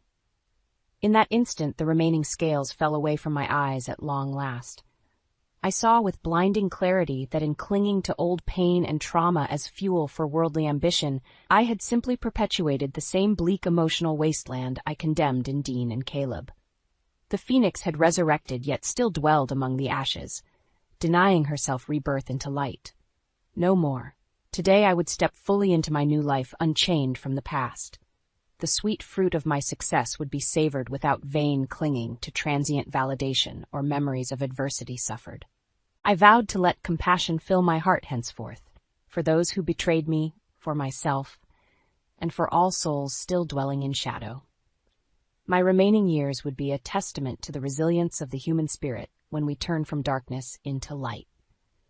I took a slow, deep breath as I surveyed the familiar surroundings of my sleek corner office one last time. Today was my final day as CEO after selling the remainder of my shares in Turner Biologics. It was time to embark upon the next chapter of my life on my own terms, unshackled from past scars or vain ambition. The acquisition had made me tremendously wealthy beyond my wildest dreams. More importantly, it gave me the freedom to walk away while still young enough to explore impactful new horizons focused on uplifting others. My assistant entered hesitantly, interrupting my reverie. Mrs. Turner, your ex-husband Dean is here insisting he be allowed to speak with you urgently. I sighed, shaking my head wistfully. Even now, at the bitter end, he persisted trying to charm or manipulate his way back into my good graces after recognizing the full extent of his folly. Perhaps after years inhabiting bleak emotional wilderness devoid of genuine human bonds, even someone as warped as Dean felt the occasional flicker of regret. Escort him in, please, I requested calmly. I had nothing left to prove or fear from the faded, humbled man who entered moments later. His expensive attire barely concealed a gaunt, weary frame much aged from heavy drink and despair. This closing conversation was long overdue for both our sakes. Dean cleared his throat awkwardly. Alana, I know neither words nor deeds can undo the harm I've caused. But for whatever it may be worth now, I wanted you to know I fully comprehend the magnitude of my reprehensible betrayal after you showed me only love and loyalty. His eyes glistened with rare emotion. When you needed my support most vulnerable, I utterly failed and reveled callously in your downfall. Please believe me when I say few regrets have ravaged me more painfully than this. You deserved far better. I studied Dean's anguished face quietly as he awaited judgment he knew could never fully absolve the past. Had roles been reversed, would I have found compassion sooner without clinging to bitterness and hubris as fueling false strength? Did we not both lose our way, chasing empty validation once affection died? Dean, I spoke gently at last. Nothing can alter what choices we made when anger and pride blinded us. But having walked long miles in those shoes myself, I understand how easily we forfeit our humanity, grasping at petty wins. I stepped forward and lifted his chin tenderly so our eyes met fully. True victory lies not in worldly wealth or defeated rivals. No, it springs from cultivating understanding and wisdom to halt the cycle of pain. From there flows the peace and freedom to lift up ourselves and others. This I have learned, thanks to the very bitterness and treachery that I once deemed unforgivable. Dean scrutinized my face wordlessly as long dammed tears streamed down his haggard cheeks. I clasped his hands warmly, wordlessly conveying the forgiveness long overdue between us both. Finally, I stepped back, gazing hopefully towards the door where Caleb lingered uncertainly. My obligations here have ended. A new chapter begins for us all. Choose wisely where you walk hereon, friends, not just for your own sakes, but for those who need your light. With an encouraging smile, I turned away, then without hesitation or backward glance. The limousine waiting below whisked me towards tropical azure waters, and the blank canvas awaiting my vision for a new future, centered not on vainglory but service. For this precious chance to paint life anew, I owed immeasurable debts to protagonists of adversity now fading into memory. The phoenix had risen irreversibly from sullen embers. Shedding that tattered past with forgiveness, my resurrected wings now bore me gladly aloft towards horizons bright with purpose. Today was the first dawn where victory's glowing warmth finally filled me true from within, and I reveled joyfully in skies no longer darkened by lingering ghosts. I never imagined my world would start to crumble while standing in the warmth of our small, cozy kitchen. Derek, my husband of 7 years, was talking on the phone, his back turned to me, oblivious to my presence. My mother had just been diagnosed with terminal cancer, and the weight of that reality was crushing me. But Derek seemed more concerned with something else entirely. "Yeah, she's an only child," Derek said, his voice carrying a mix of curiosity and greed I'd never noticed before. "Do you think the insurance will be a big payout?" Right. Make sure to look into it." I felt a cold shiver run down my spine. Was he really discussing my mother's life insurance at a time like this? As he hung up, he turned and finally noticed me. "Oh, Lillian, didn't see you there. Was just talking to a buddy about some work stuff." "Work stuff?" I echoed, my voice hollow. The lie was blatant, and a pit formed in my stomach. "Yeah, just regular things. How's your mom?" he asked, but the question felt obligatory, devoid of genuine concern. "She's struggling," I admitted, fighting the lump in my throat. "Derek, were you really talking about her insurance?" He paused, then shrugged, an unsettling smile playing on his lips. "Well, yeah, it's practical to think about these things, right? I mean, it's sad, but we gotta be prepared." Prepared? For what? My mother's death was a ticking clock, and here he was, counting the potential inheritance. I wanted to scream, to cry, to make him see the monstrous nature of his thoughts. But I stood frozen, disbelief chaining my words. "It's not just about the money, Derek." "She's my mother," I said, barely a whisper. Of course, he replied too quickly, his eyes not meeting mine. "But life goes on, Lillian. We need to think about the future." His words felt like a betrayal, a stark revelation of the man I had married. Was this always who he was? A cold, calculating stranger? I turned away, the room suddenly feeling too small, his presence too suffocating. "I need some air," I managed to choke out before stepping outside, leaving Derek and his twisted priorities behind. The evening air did little to soothe the turmoil inside me. My mother's gentle smile, her warmth, the way she always knew how to make everything all right, flashed through my mind. And juxtaposed with that was Derek, discussing her death like a business transaction. I couldn't reconcile the two images, and as the night grew darker, so did the realization that the man I shared my life with was a stranger. A stranger who saw my mother's impending death as nothing more than an opportunity for financial gain. Tears blurred my vision, not just for my mother's fate, but for the loss of the man I thought I knew. In that moment, a resolve began to form. Derek's callousness had opened my eyes to the truth, and I knew I couldn't let this go. I had to protect my mother's legacy from the man who saw her life in dollar signs. And I would start by uncovering every lie, every deceitful plan he harbored. It was time for Derek to see that I was not the naive, compliant wife he took me for. As I walked back inside, the path forward was clear. It would be difficult, painful even, but I was determined. Derek had awakened a strength in me I never knew I had, and for my mother's sake, I would fight back. The next day I visited my mother, the hospital's sterile smell and the quiet hum of machines surrounding us. She was weak but managed to smile when she saw me. We talked about everything except her illness and the looming shadow it cast over our lives. It was a temporary escape, a moment of normalcy in the chaos. Returning home, the atmosphere shifted the moment I stepped through the door. Derek was on the phone again, his voice hushed but intense. He didn't notice my arrival, too engrossed in his conversation. No, we can't rush this. It's a delicate situation," he whispered, pacing the living room.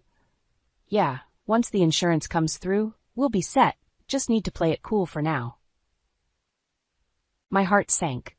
There it was again, his obsession with the insurance money. Anger bubbled inside me, a stark contrast to the sadness I felt just moments ago. I cleared my throat, and Derek jumped, his guilty gaze meeting mine. "Lillian, you're back early." Ignoring his feigned surprise, I confronted him. "Who were you talking to about playing it cool, and what insurance are you waiting for?" He hesitated, then laughed it off. "Babe, you're overthinking it. Just work stuff. You know how it is." "Work stuff," I repeated, the lie tasting bitter. "Derek, why are you so interested in my mother's insurance? Shouldn't we be focusing on her, on spending time with her, instead of whatever this is?" He scoffed, his demeanor changing. "Lillian, be realistic. Your mom's not going to get better. We need to think about the future, our future." I stared at him, disbelief and disgust mingling. "My mother is dying, Derek, and all you can think about is money?" He rolled his eyes, frustration evident. "You're being too emotional. It's not just about the money. It's about security, our security." "Security? By capitalizing on my mother's death?" I shot back, my voice rising. Derek approached, his expression hardening. "Listen, Lillian, you might not like it, but that's how the world works. We need to look out for ourselves. If you're too blinded by your emotions to see that, then I don't know what to tell you." His words were like a slap in the face, revealing the depth of his selfishness. It was clear Derek had no empathy, no love for anything beyond his own desires. "That's how you see it, huh?" I said, my voice cold. "Well, I see a man so consumed by greed, he can't even pretend to care about his dying mother-in-law, or his wife." Derek sneered. "Maybe if you weren't so naive, you'd understand. But go ahead, keep living in your little fantasy world where everything's fine." The conversation was going nowhere, and I realized arguing with Derek was useless. He was lost, consumed by his own greed. But I wasn't going to let him drag me down with him. Turning on my heel, I left him standing there, his words echoing in the now empty room. I needed a plan, a way to protect my mother's legacy and ensure Derek wouldn't get a penny of it. As I headed to my room, the pieces of a plan began to form in my mind. Derek wanted a battle? He'd get one. But unlike him, I'd be fighting for something far more important than money. Over the next few days, I watched Derek like a hawk, noting every phone call, every sneaky glance he thought I didn't catch. His obsession with the insurance money grew more apparent, and so did his negligence towards anything that didn't serve his agenda. One evening, as we sat across from each other at dinner, the silence between us was palpable. Derek broke it, his voice dripping with faux concern. "So did you talk to your mom about the insurance?" I paused, fork midair, staring at him incredulously. "You're really going to bring this up now? At dinner?" He shrugged, unabashed. "It's an important conversation, Lillian. We need to know where we stand financially." I set my fork down, my appetite gone. "My mother is dying, Derek, and all you can think about is money. It's disgusting." He leaned forward, a cold glint in his eyes. "It's not disgusting, Lillian. It's practical. Your mother wouldn't want you to be left struggling." I scoffed. "You don't know the first thing about what my mother wants." The conversation spiraled into yet another argument, Derek's greed clashing with my disgust. It was clear we were on two different paths, his paved with gold, mine with the desire to do right by my mother. After dinner, I retreated to my room, a plan forming in my mind. It was time to take action, to ensure Derek's schemes would fall flat. I started researching, digging into legal documents, insurance policies, and anything else that could help me protect my mother's interests. The next morning, I made a call to a family lawyer, explaining my situation and seeking advice on how to safeguard my mother's assets from Derek's clutches. The lawyer was sympathetic, offering guidance on how to proceed. Armed with this new knowledge, I confronted Derek again. This time, I was prepared. "Derek, I've spoken to a lawyer," I announced as I entered the living room where he was lounging, scrolling through his phone. He looked up, a flicker of concern crossing his face. "A lawyer? Why?" "To ensure my mother's wishes are respected and her assets are protected from anyone who might have ulterior motives." Derek laughed, but there was an edge to it. "You're being dramatic, Lillian. What, you think I'm some kind of villain?" "No, not dramatic, just cautious," I replied, meeting his gaze squarely. "I'm making sure that my mother's legacy is used as she intended, not as a payday for someone else's greed." The conversation escalated quickly, Derek's anger flaring as he realized I was serious about blocking his access to the insurance money. "You can't do this, Lillian. We're married. What's yours is mine," he spat, his composure slipping. "Not anymore," I said, my voice steady despite the storm raging inside me. "I'm filing for separation, Derek. I won't let you exploit my mother's death for your own gain." The revelation hit Derek like a ton of bricks. His anger turned to panic as he realized his plans were crumbling. "Lillian, you don't mean that. We can work this out," he pleaded, his arrogance replaced by desperation. But it was too late. I had seen the true extent of his greed, and there was no going back. "I do mean it, Derek. It's over." I left him standing there, his future plans shattering around him.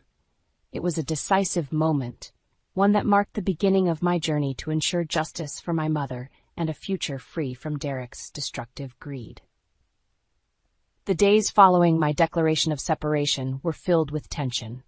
Derek oscillated between trying to sweet-talk me into changing my mind and expressing his outrage over my actions. However, I remained firm, bolstered by the support of my lawyer and the clarity of my mission. One evening, as I was organizing documents related to my mother's care, Derek stormed into the room, his face a mask of anger and desperation. "You can't do this to me, Lillian. You can't just cut me off and expect me to accept it," he bellowed, his fists clenched at his sides. I looked up from the papers, meeting his gaze with a calm I didn't feel. "I can, and I am. You've made it abundantly clear where your priorities lie, Derek. It's not with me, and it's certainly not with my mother." He paced back and forth, a caged animal. "You're being selfish. You're thinking only about yourself and your mother. What about us? What about what I need?" "Us," I echoed, incredulous. "There is no us, not when you see my mother's death as a financial opportunity. You've shown me who you truly are, Derek." He stopped pacing, looking at me as if seeing me for the first time. "Lillian, please. I didn't mean for it to come out like that. We can fix this. We can go to counseling, talk it out." The plea was almost laughable. "Talk it out?" I repeated, a bitter laugh escaping my lips. "There's nothing to talk out, Derek. Your actions and words have spoken louder than any therapy session ever could." Derek's face hardened, the brief flash of desperation giving way to cold fury. "You'll regret this, Lillian. If you think you can just divorce me and walk away with everything, you're mistaken. I'll fight you on this. I'll make sure you get nothing." His threat hung in the air between us, heavy and ominous. But instead of fear, I felt a surge of resolve. "You can try, Derek, but you'll find that I'm not as easy to bully or manipulate as you think. I'm fighting for what's right, for my mother's dignity and her wishes. You're fighting for greed. We'll see who comes out on top." Derek glared at me, his jaw working as if he wanted to say more. But instead, he stormed out of the room, leaving me alone with my documents and my determination. The following weeks were a whirlwind of legal proceedings and meetings with my lawyer.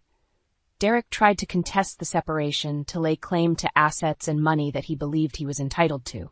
But with each attempt, he found himself blocked by the legal safeguards I had put in place, his greed and malice turning to frustration and defeat. As the day of the court hearing approached, I prepared myself for the final confrontation. Derek had become more erratic, his threats more desperate, but I refused to be intimidated. I had truth and justice on my side, and I was ready to fight for them, no matter what Derek threw my way. The courthouse was imposing, its stone walls and solemn atmosphere a stark contrast to the turmoil raging within me. Derek was already there, his posture rigid, a mask of defiance plastered on his face. I avoided his gaze, focusing instead on the strength I had garnered over the past weeks. When our case was called, we stood before the judge, a no-nonsense woman with a keen eye. She reviewed the documents, her gaze shifting between us, piercing and calculating. "Mr. and Mrs. Turner, this is a matter of division of assets and the finalization of your separation. Mrs. Turner, you've made allegations regarding Mr. Turner's intentions towards your mother's estate. How do you wish to proceed?" Before I could speak, Derek interjected, "Your Honor, this is all a misunderstanding. I've always had Lillian's and her mother's best interests at heart." His words were like venom, smooth and deadly. I clenched my fists, feeling my lawyer's reassuring glance. "Your Honor, if I may," my lawyer began, standing to address the court. We have documented evidence of Mr. Don Turner's attempts to manipulate Mrs. Turner into securing a significant portion of her mother's estate for his own gain. His interest in their assets spiked notably upon the diagnosis of Mrs. Turner's mother's illness. The judge nodded, indicating for my lawyer to continue. As evidence was presented, Derek's facade began to crumble, his discomfort visible to all in the courtroom. And so, my lawyer concluded, we request that the court recognize Mrs. Mia Turner's sole right to her mother's estate and enforce a fair division of their shared assets, free from Mr. Turner's coercion. The courtroom fell silent as the judge considered the evidence before her. Derek's lawyer attempted to counter, arguing for his client's rights and contributions to the marriage. However, the greed and malice behind Derek's actions were too apparent, the evidence against him damning. Finally, the judge spoke, her voice firm and authoritative. After reviewing the evidence and considering the testimonies, it's clear to the court that Mr. Turner's actions were motivated by self-interest at the expense of his wife and her ailing mother. She continued, outlining her decision, which included the protection of my mother's estate from Derek's reach and a fair division of our assets that reflected our contributions to the marriage. Derek was to receive far less than he had anticipated, a direct consequence of his actions. As the judge pronounced the judgment, Derek's face went white, the reality of his defeat settling in. He had underestimated me, thinking he could bully me into submission. But standing there in the courthouse, victory at hand, I felt a weight lift off my shoulders. Derek attempted to protest, but it was over. The judge's decision was final. Outside the courthouse, he approached me, his expression a mix of anger and disbelief. "You'll regret this, Lillian. You think you've won, but you haven't seen the last of me," he hissed, his voice low and threatening. I met his gaze, my resolve unwavering. "No, Derek. It's you who will regret underestimating me. I've done nothing but protect myself and my mother from your greed. Go ahead and try whatever you want, but know this. I am no longer the person you can manipulate and control. This is the last you've seen of me." Turning away from him, I walked into the sunlight, a free woman at last. The battle was over, and though I knew Derek might never change, I had reclaimed my life, my dignity, and my mother's legacy. In the weeks following the court decision, I focused on rebuilding my life with my daughter, away from the shadow Derek had cast over us. My mother's health continued to decline, and I cherished every moment I could spend with her, knowing they were precious. One day, as I was returning from visiting my mother, I found Derek waiting outside my new apartment, a sight I had dreaded yet anticipated. His appearance was disheveled, a far cry from the confident man he once portrayed. "Lillian, we need to talk," he said, his voice lacking its former assertiveness. I stopped in my tracks, wary. "There's nothing left to discuss, Derek. You've made your intentions clear, and so have I." He shuffled uncomfortably, looking around before fixing his gaze on me. I've been thinking a lot about what happened. I was wrong, Lillian. I see that now. I was blinded by greed."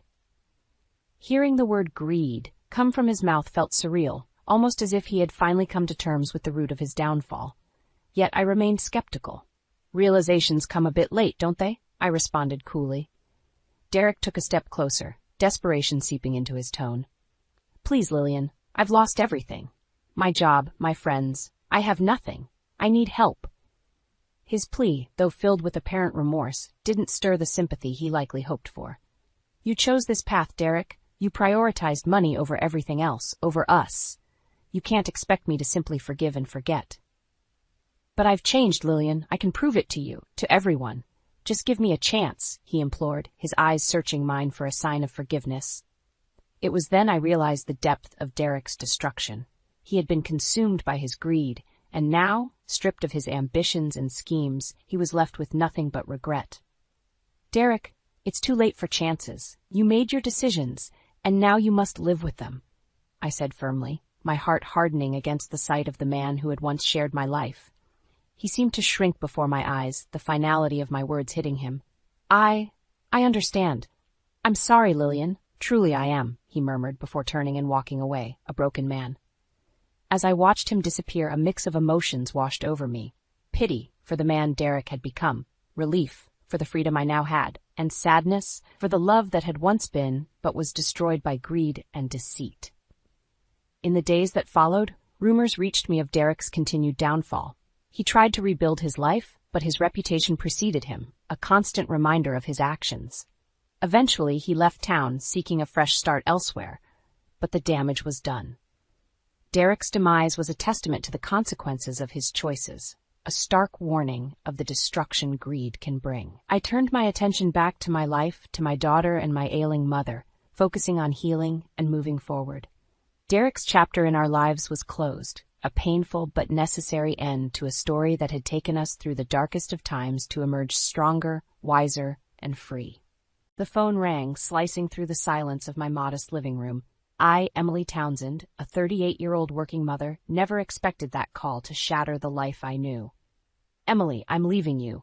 I've found someone else. Oh, and there's about $250,000 of debt in your name.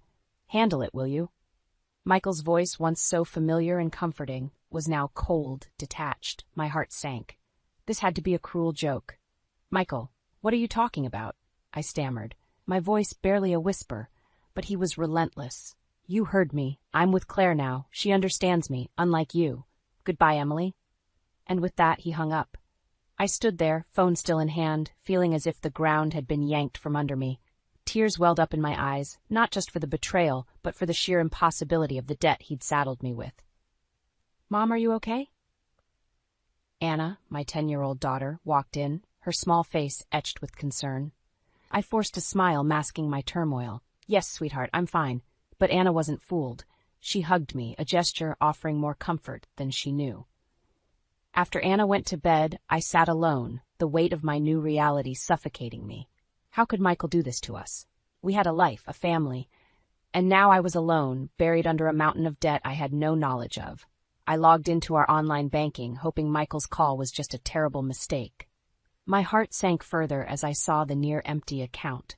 Michael had drained everything, leaving only a trail of unpaid bills and maxed-out credit cards. I didn't sleep that night. Instead, I spent hours staring at the ceiling, grappling with the betrayal.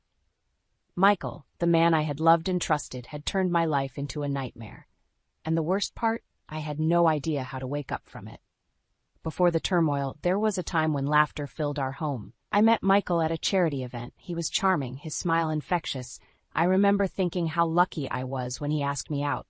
Those initial dates blossomed into a whirlwind romance. We were young, in love, and the world seemed full of possibilities. Our wedding was a modest affair, but it was perfect. Surrounded by close friends and family, I felt like the happiest woman in the world. When Anna was born 2 years later, our joy multiplied. She was our little miracle, a perfect blend of Michael and me.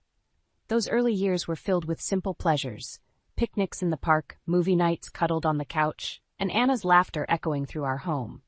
I often found myself marveling at our little family, feeling a sense of contentment I never thought possible. But as Anna grew, so did the distance between Michael and me. It started subtly, missed dinners, late nights at the office, and weekends consumed by urgent work calls. I tried to bridge the gap, arranging date nights and family outings, but Michael always had an excuse. Then came the job losses. Michael's excuses grew thin as he hopped from one job to another. With each new position, his demeanor darkened. The loving man I married was slowly replaced by a stranger, one who snapped at the slightest provocation and withdrew into himself. I remember one evening trying to discuss his job situation. His response still echoes in my mind. "What do you know about pressure, Emily? You just sit at home taking care of Anna. You don't understand what it's like in the real world."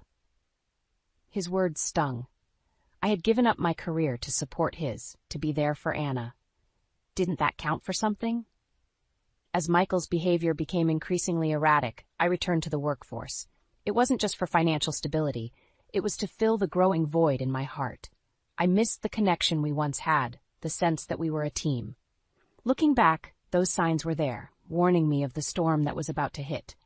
I just chose to ignore them, clinging to the memory of the man I fell in love with, hoping he would return. The unraveling of our life began with whispers of doubt and ended in a cacophony of betrayal. As Michael's job instability grew, so did the tension in our home. His once sporadic late nights became the norm. Each time he stumbled in, reeking of alcohol, a part of my heart crumbled. One evening, as I was putting Anna to bed, she asked, Mommy, why is Daddy always mad? Her innocent question pierced me.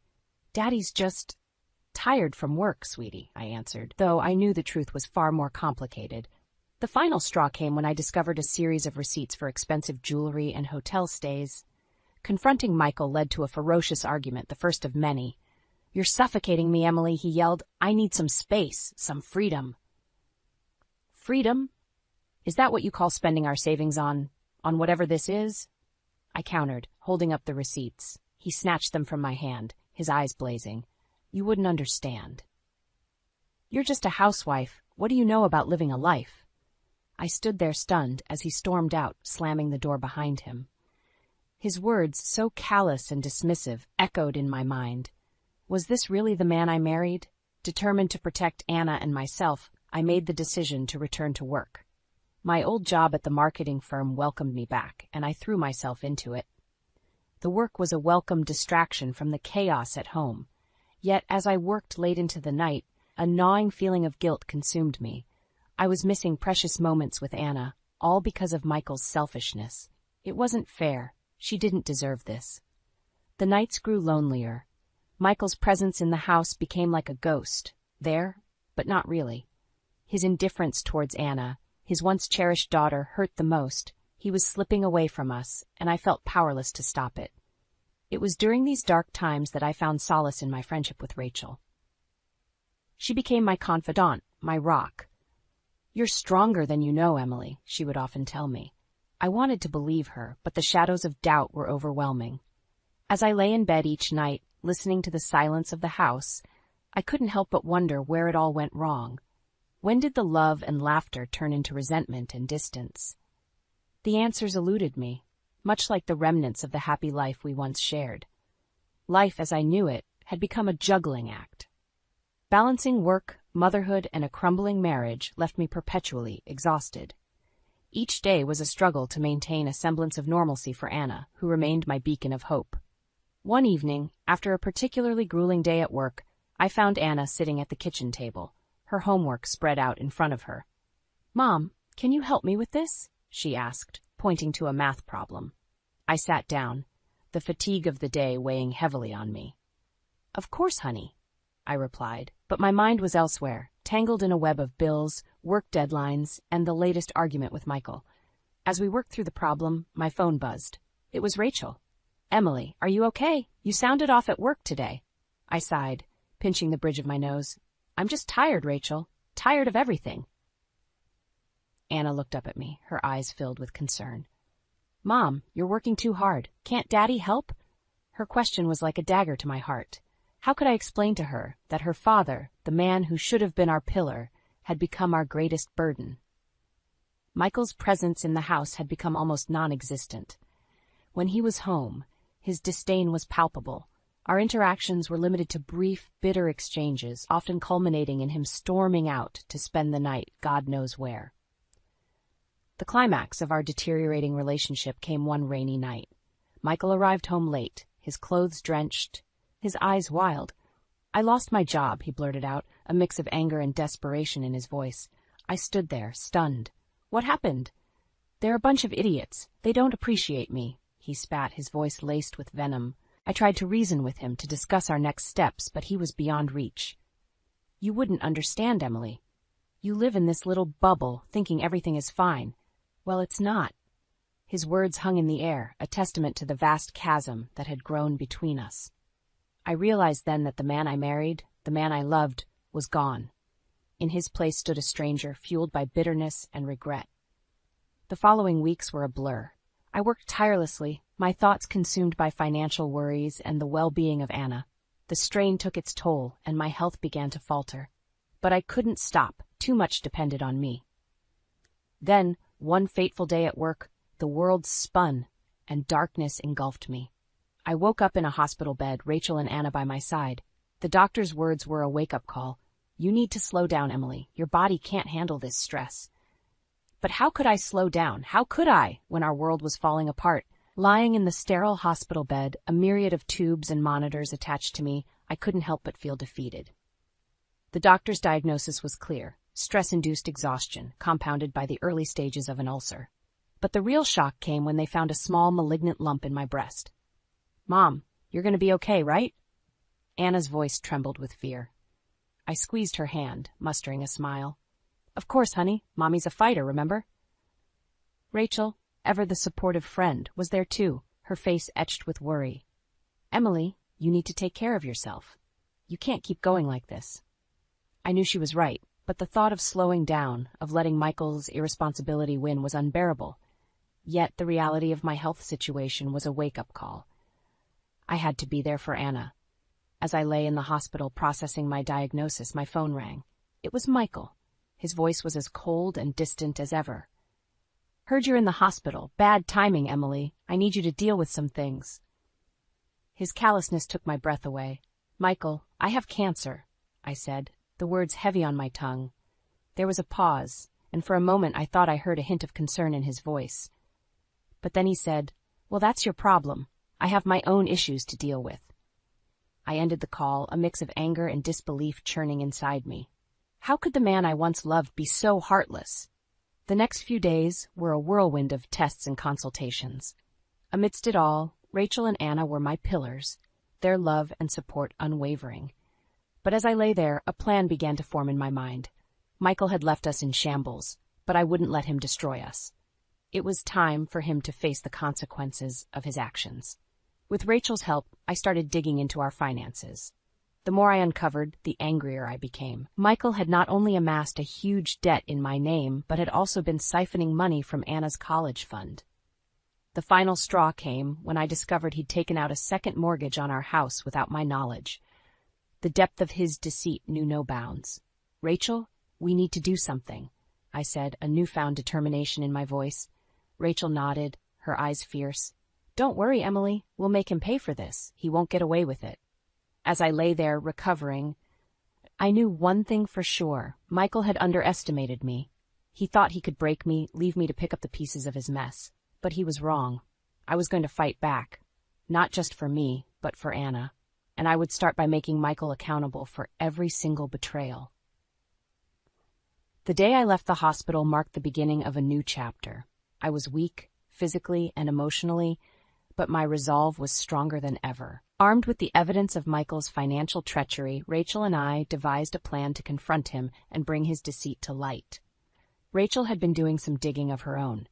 "Emily, you won't believe this. Michael's working at a tech startup now, and guess what? It's in the same building as my office." This was our chance. We decided to confront him there, in a public place where he couldn't avoid us. I wanted to see the look on his face when he realized he couldn't escape the consequences of his actions. The next day, with Anna safely at a friend's house, Rachel and I headed to Michael's workplace. My heart pounded as we entered the building. We found him in the lobby, chatting and laughing with a younger woman. The sight of him, so carefree, ignited a fire in me.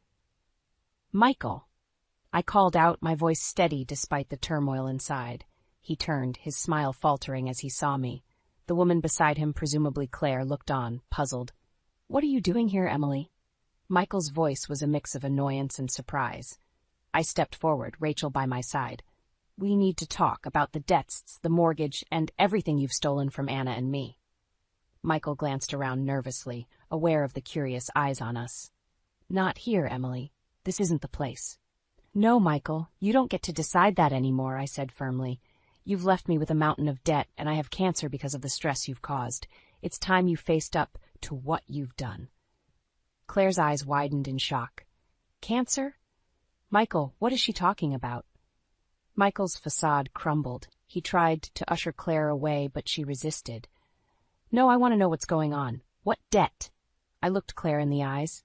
"He's been using my name to take out loans, max out credit cards, even drained our daughter's college fund." Claire turned to Michael, betrayal etched on her face. "Is that true, Michael?" He had no words, just stood there, trapped in the web of his own lies. It was a small victory, but seeing him exposed for who he truly was in front of Claire and his colleagues gave me a sense of justice. As Rachel and I left the building, I felt a weight lift off my shoulders.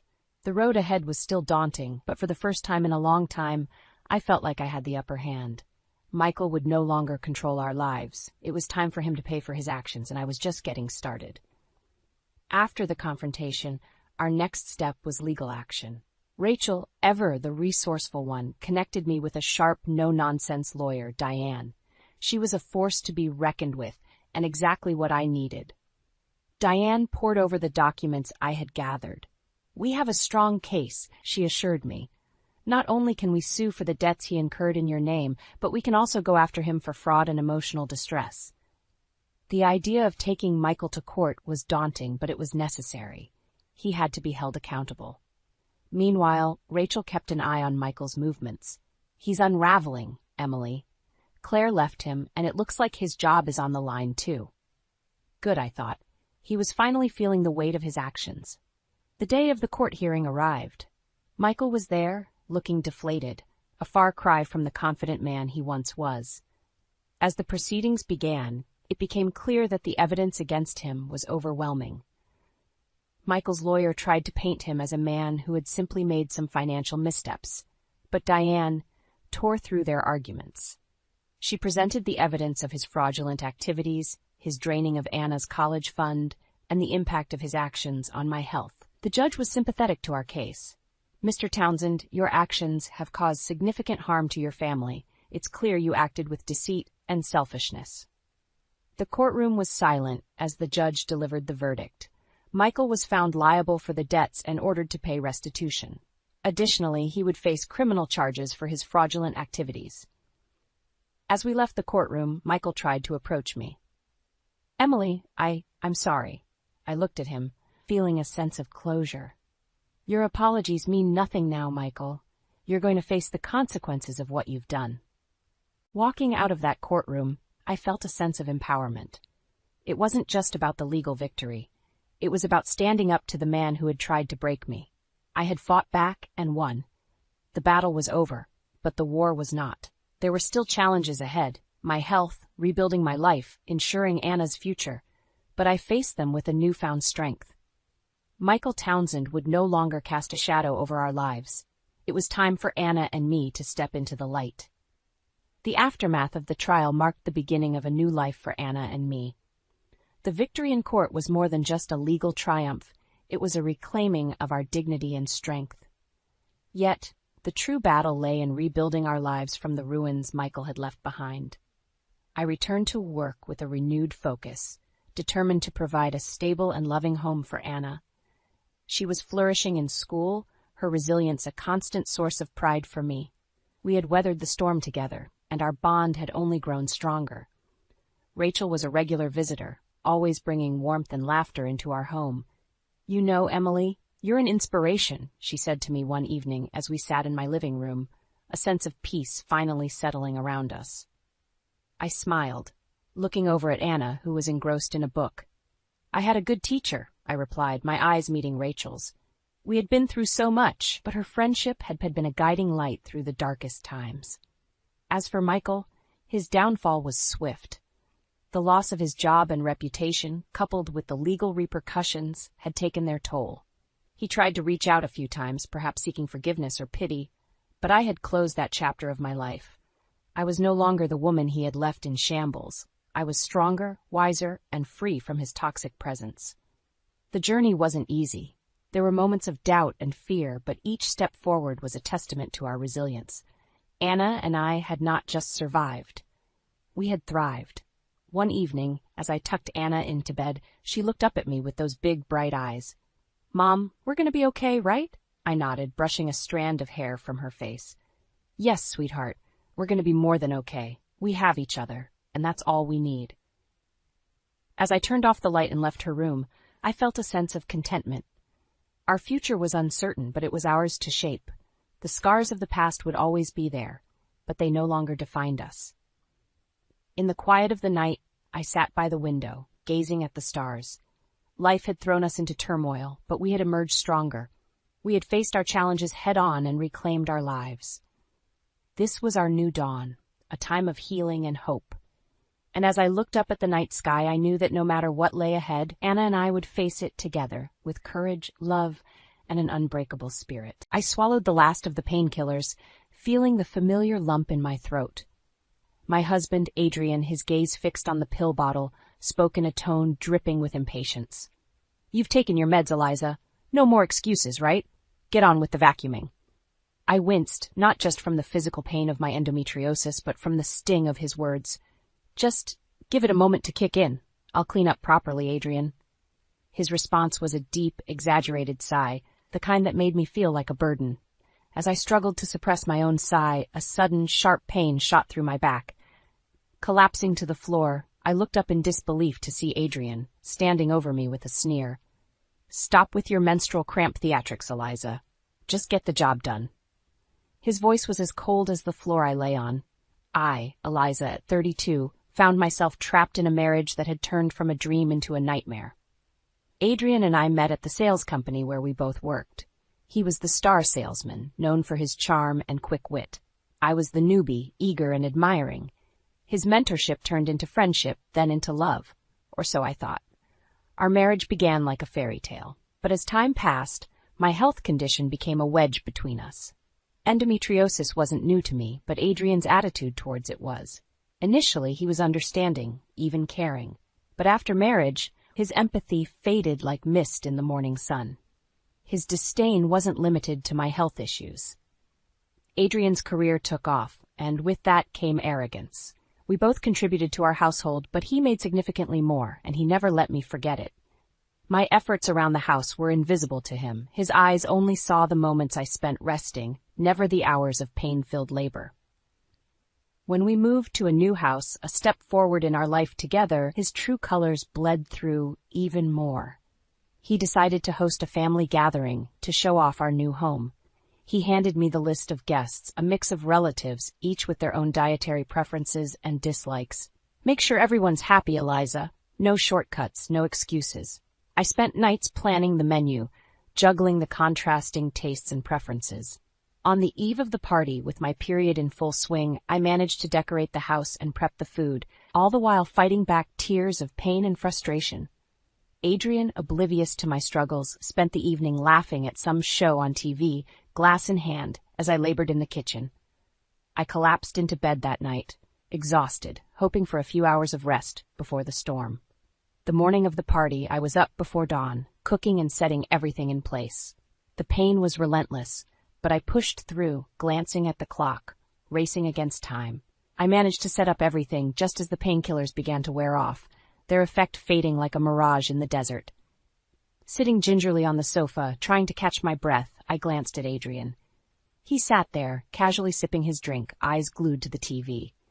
I opened my mouth to speak, but the words wouldn't come.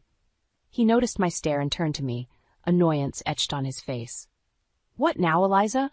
Telling me I can't have a drink in my own house?" I shook my head, words still trapped. I just need a moment. The party, it's all set." He stood up, his movements deliberate, menacing. "You're always just needing a moment, aren't you? Playing the victim over a little stomach ache. My mother never acted like you do." His words were like daggers, each one piercing deeper. As I tried to defend myself, explaining that everything was ready, that I was just taking a brief respite, he cut me off. "No more of your excuses. I'm tired of them." And then, without warning, he kicked me, sending me tumbling off the sofa. The physical pain was sharp, but the shock of his action left me numb.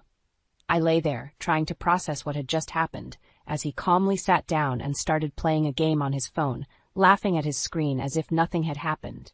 I was still on the floor, trying to gather my strength to stand, when the doorbell rang. Our guests had arrived. With every ounce of willpower, I pushed myself up and plastered a smile on my face. The day had just begun. As I opened the door, the bright smiles of the arriving relatives clashed starkly with the turmoil within me.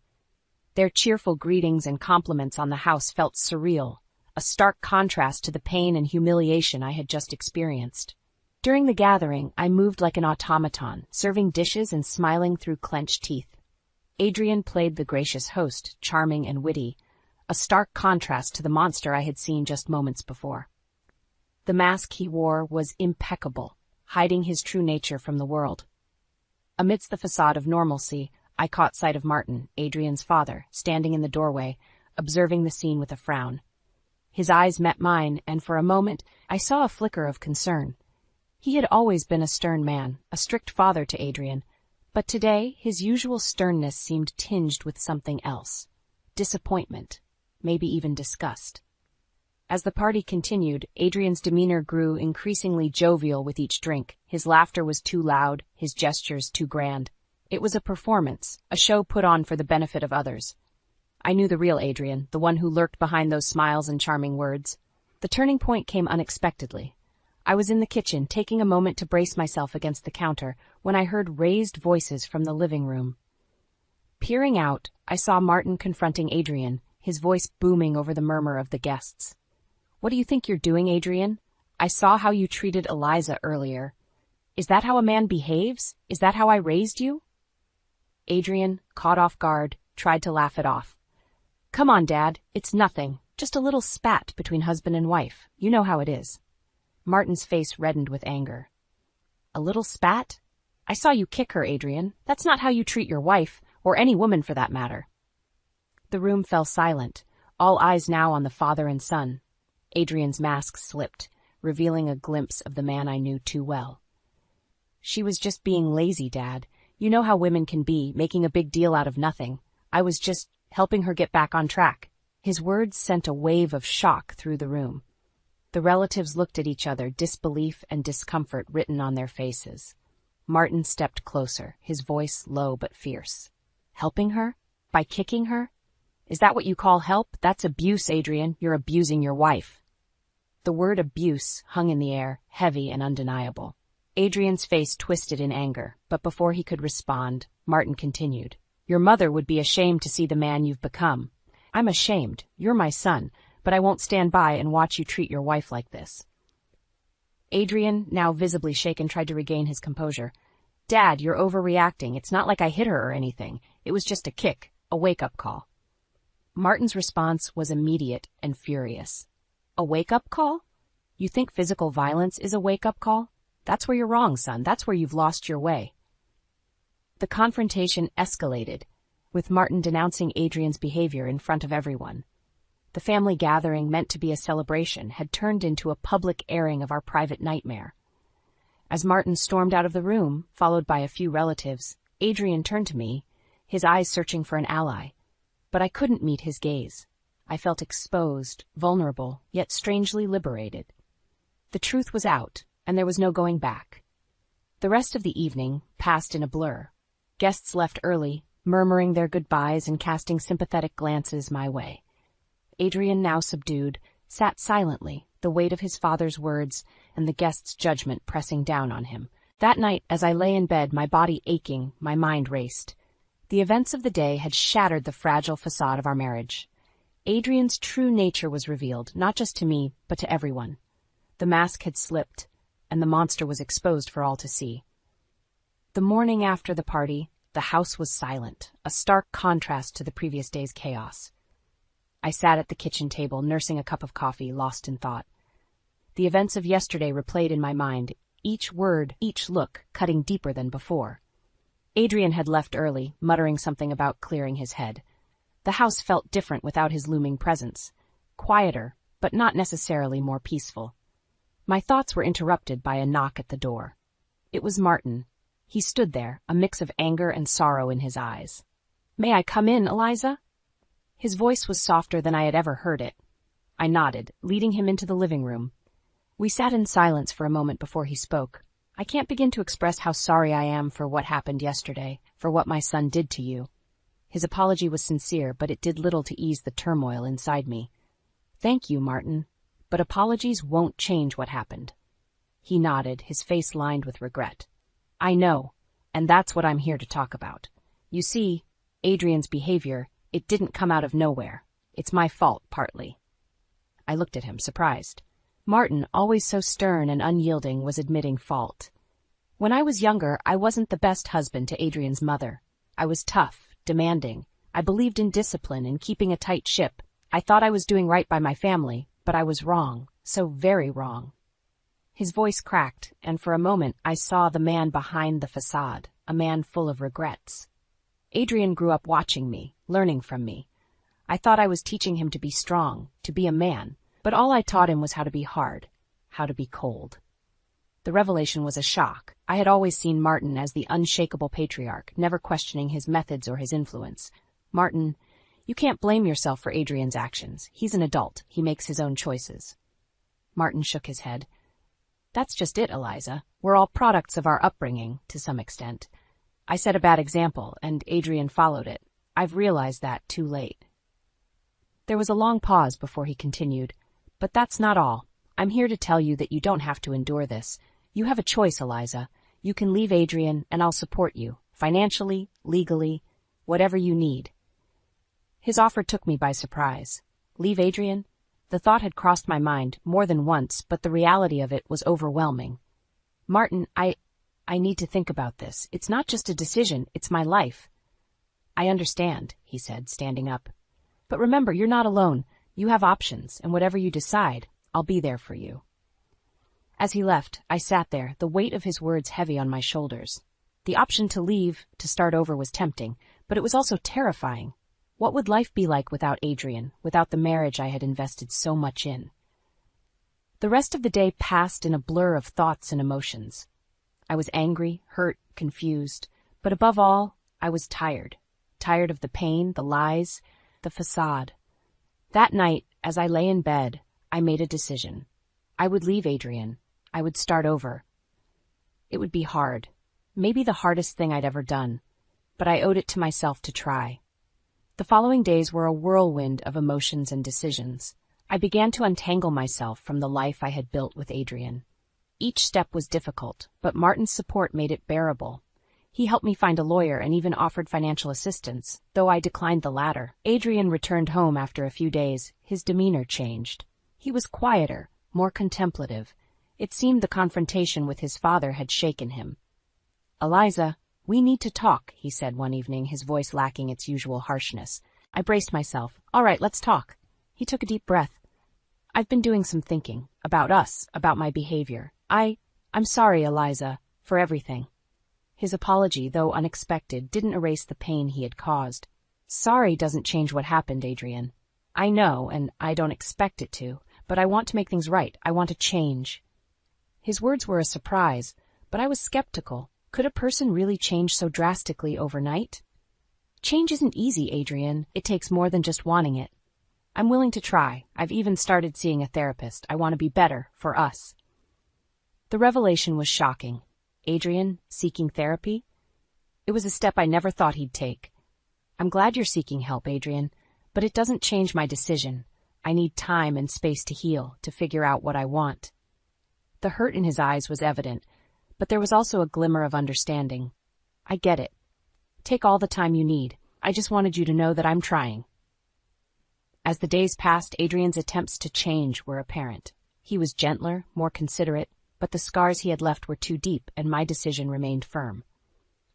The day I moved out was filled with a mix of emotions: relief, sadness, fear, and hope. Adrian didn't stop me.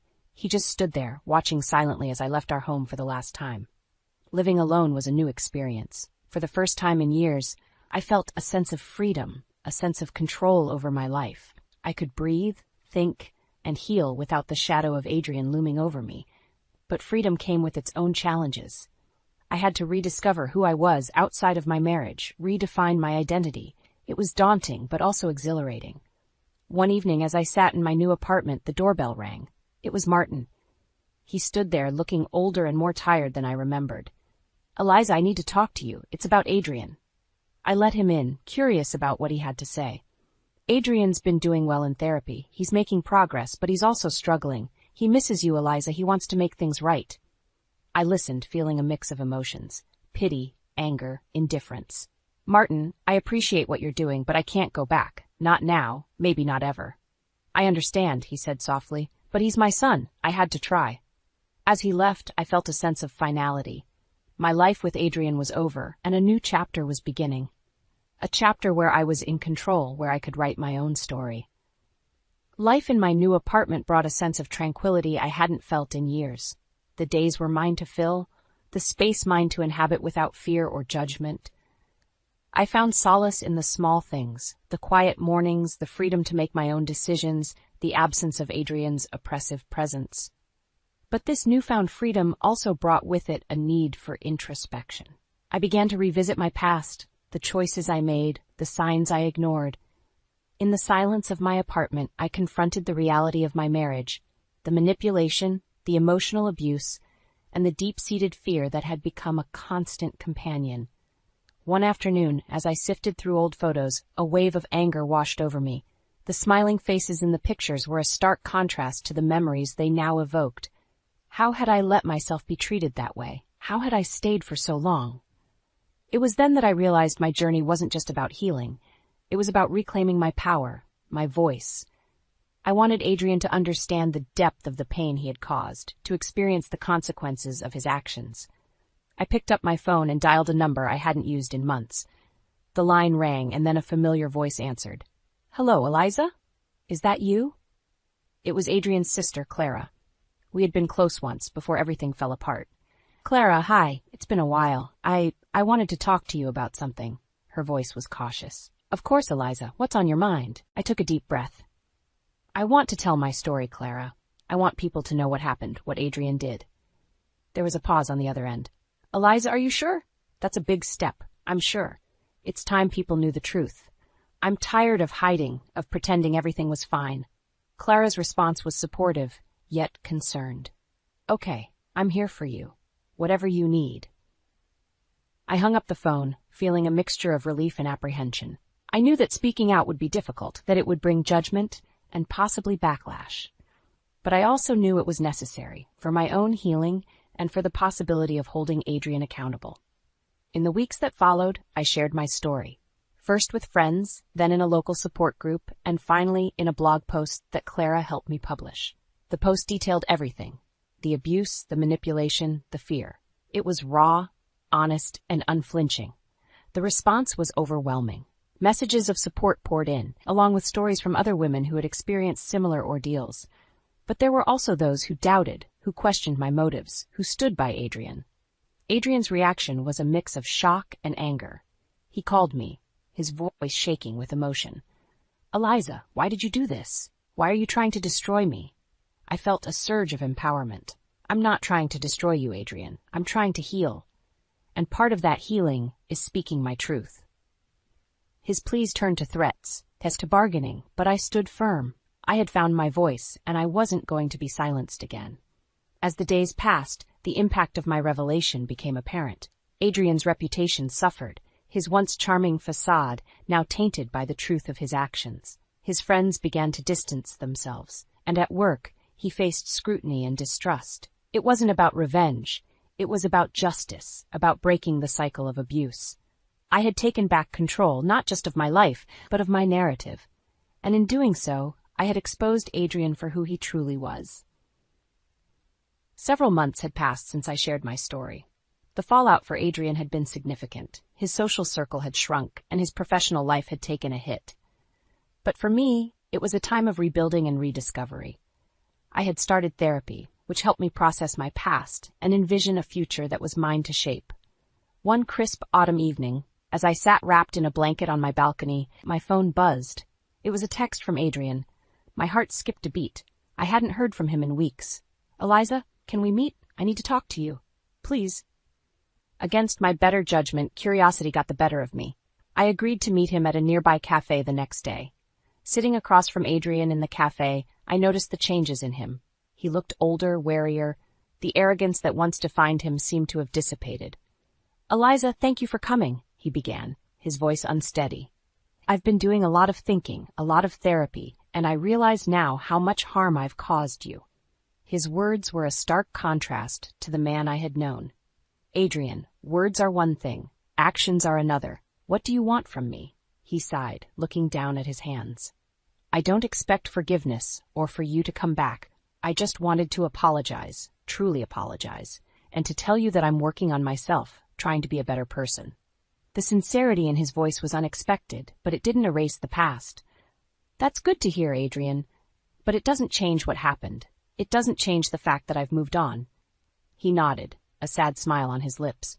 "I know, and I'm happy for you, truly. I just hope that one day you can look back and see that I'm not the same person I was." The conversation was a strange mix of closure and revelation. As we parted ways, a part of me felt lighter, while another part remained cautious, wary of the man he once was and might still be. Returning to my apartment, I reflected on the encounter. Adrian's apology, his apparent change, it was more than I had expected. But it didn't alter the course I was on. My journey was my own now, no longer tied to him or his redemption. Days turned into weeks, and life settled into a new rhythm. My blog had become a platform for discussion and support, connecting me with a community of people who shared similar experiences. My story had struck a chord, and in sharing it, I had found purpose and strength. Adrian, meanwhile, continued his therapy and reportedly made strides in changing his behavior. Rumors reached me through mutual acquaintances. Some expressed skepticism, others noted genuine improvements. But to me, Adrian's journey was no longer my concern. My focus was on my path, my healing. As I lay in bed one night, a realization dawned on me. In seeking justice, in speaking my truth, I had not only exposed Adrian, but freed myself from the chains of our toxic relationship. The pain he had caused was still a part of me, but it no longer defined me. I had found my voice, my strength, and with that, I had found a new beginning, a new chapter where I was the author, and the story was mine to write. Months had passed since my last encounter with Adrian. My life had taken on a new shape, filled with possibilities and free from the shadows of my past. I had immersed myself in new activities, met new people, and even started dating again. Cautiously, but with a renewed sense of hope. One rainy afternoon, as I sat in my living room, the familiar chime of an email notification broke the silence. It was from Adrian.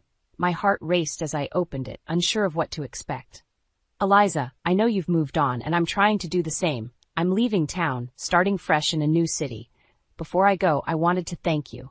Thank you for opening my eyes to the pain I caused, not just to you, but to myself. I'm sorry for everything, and I hope one day you can truly forgive me. Adrian." The email was a surprise, a final acknowledgement of the change he had promised. I sat there, staring at the screen, a mix of emotions swirling inside me. Adrian leaving town felt like the closing of a chapter, a final severing of the ties that bound us. I replied with a simple message. "Thank you for the apology, Adrian. I wish you well in your new life." Hitting send felt like a weight lifting off my shoulders. It was an act of closure, of letting go of the past and embracing the future. The weeks that followed were a testament to the change in my life. My blog had grown into a small community of support and empowerment. I had started writing a book about my experiences, hoping to inspire others who might be in similar situations. One evening, as I sat at my desk, the phone rang. It was Clara, Adrian's sister.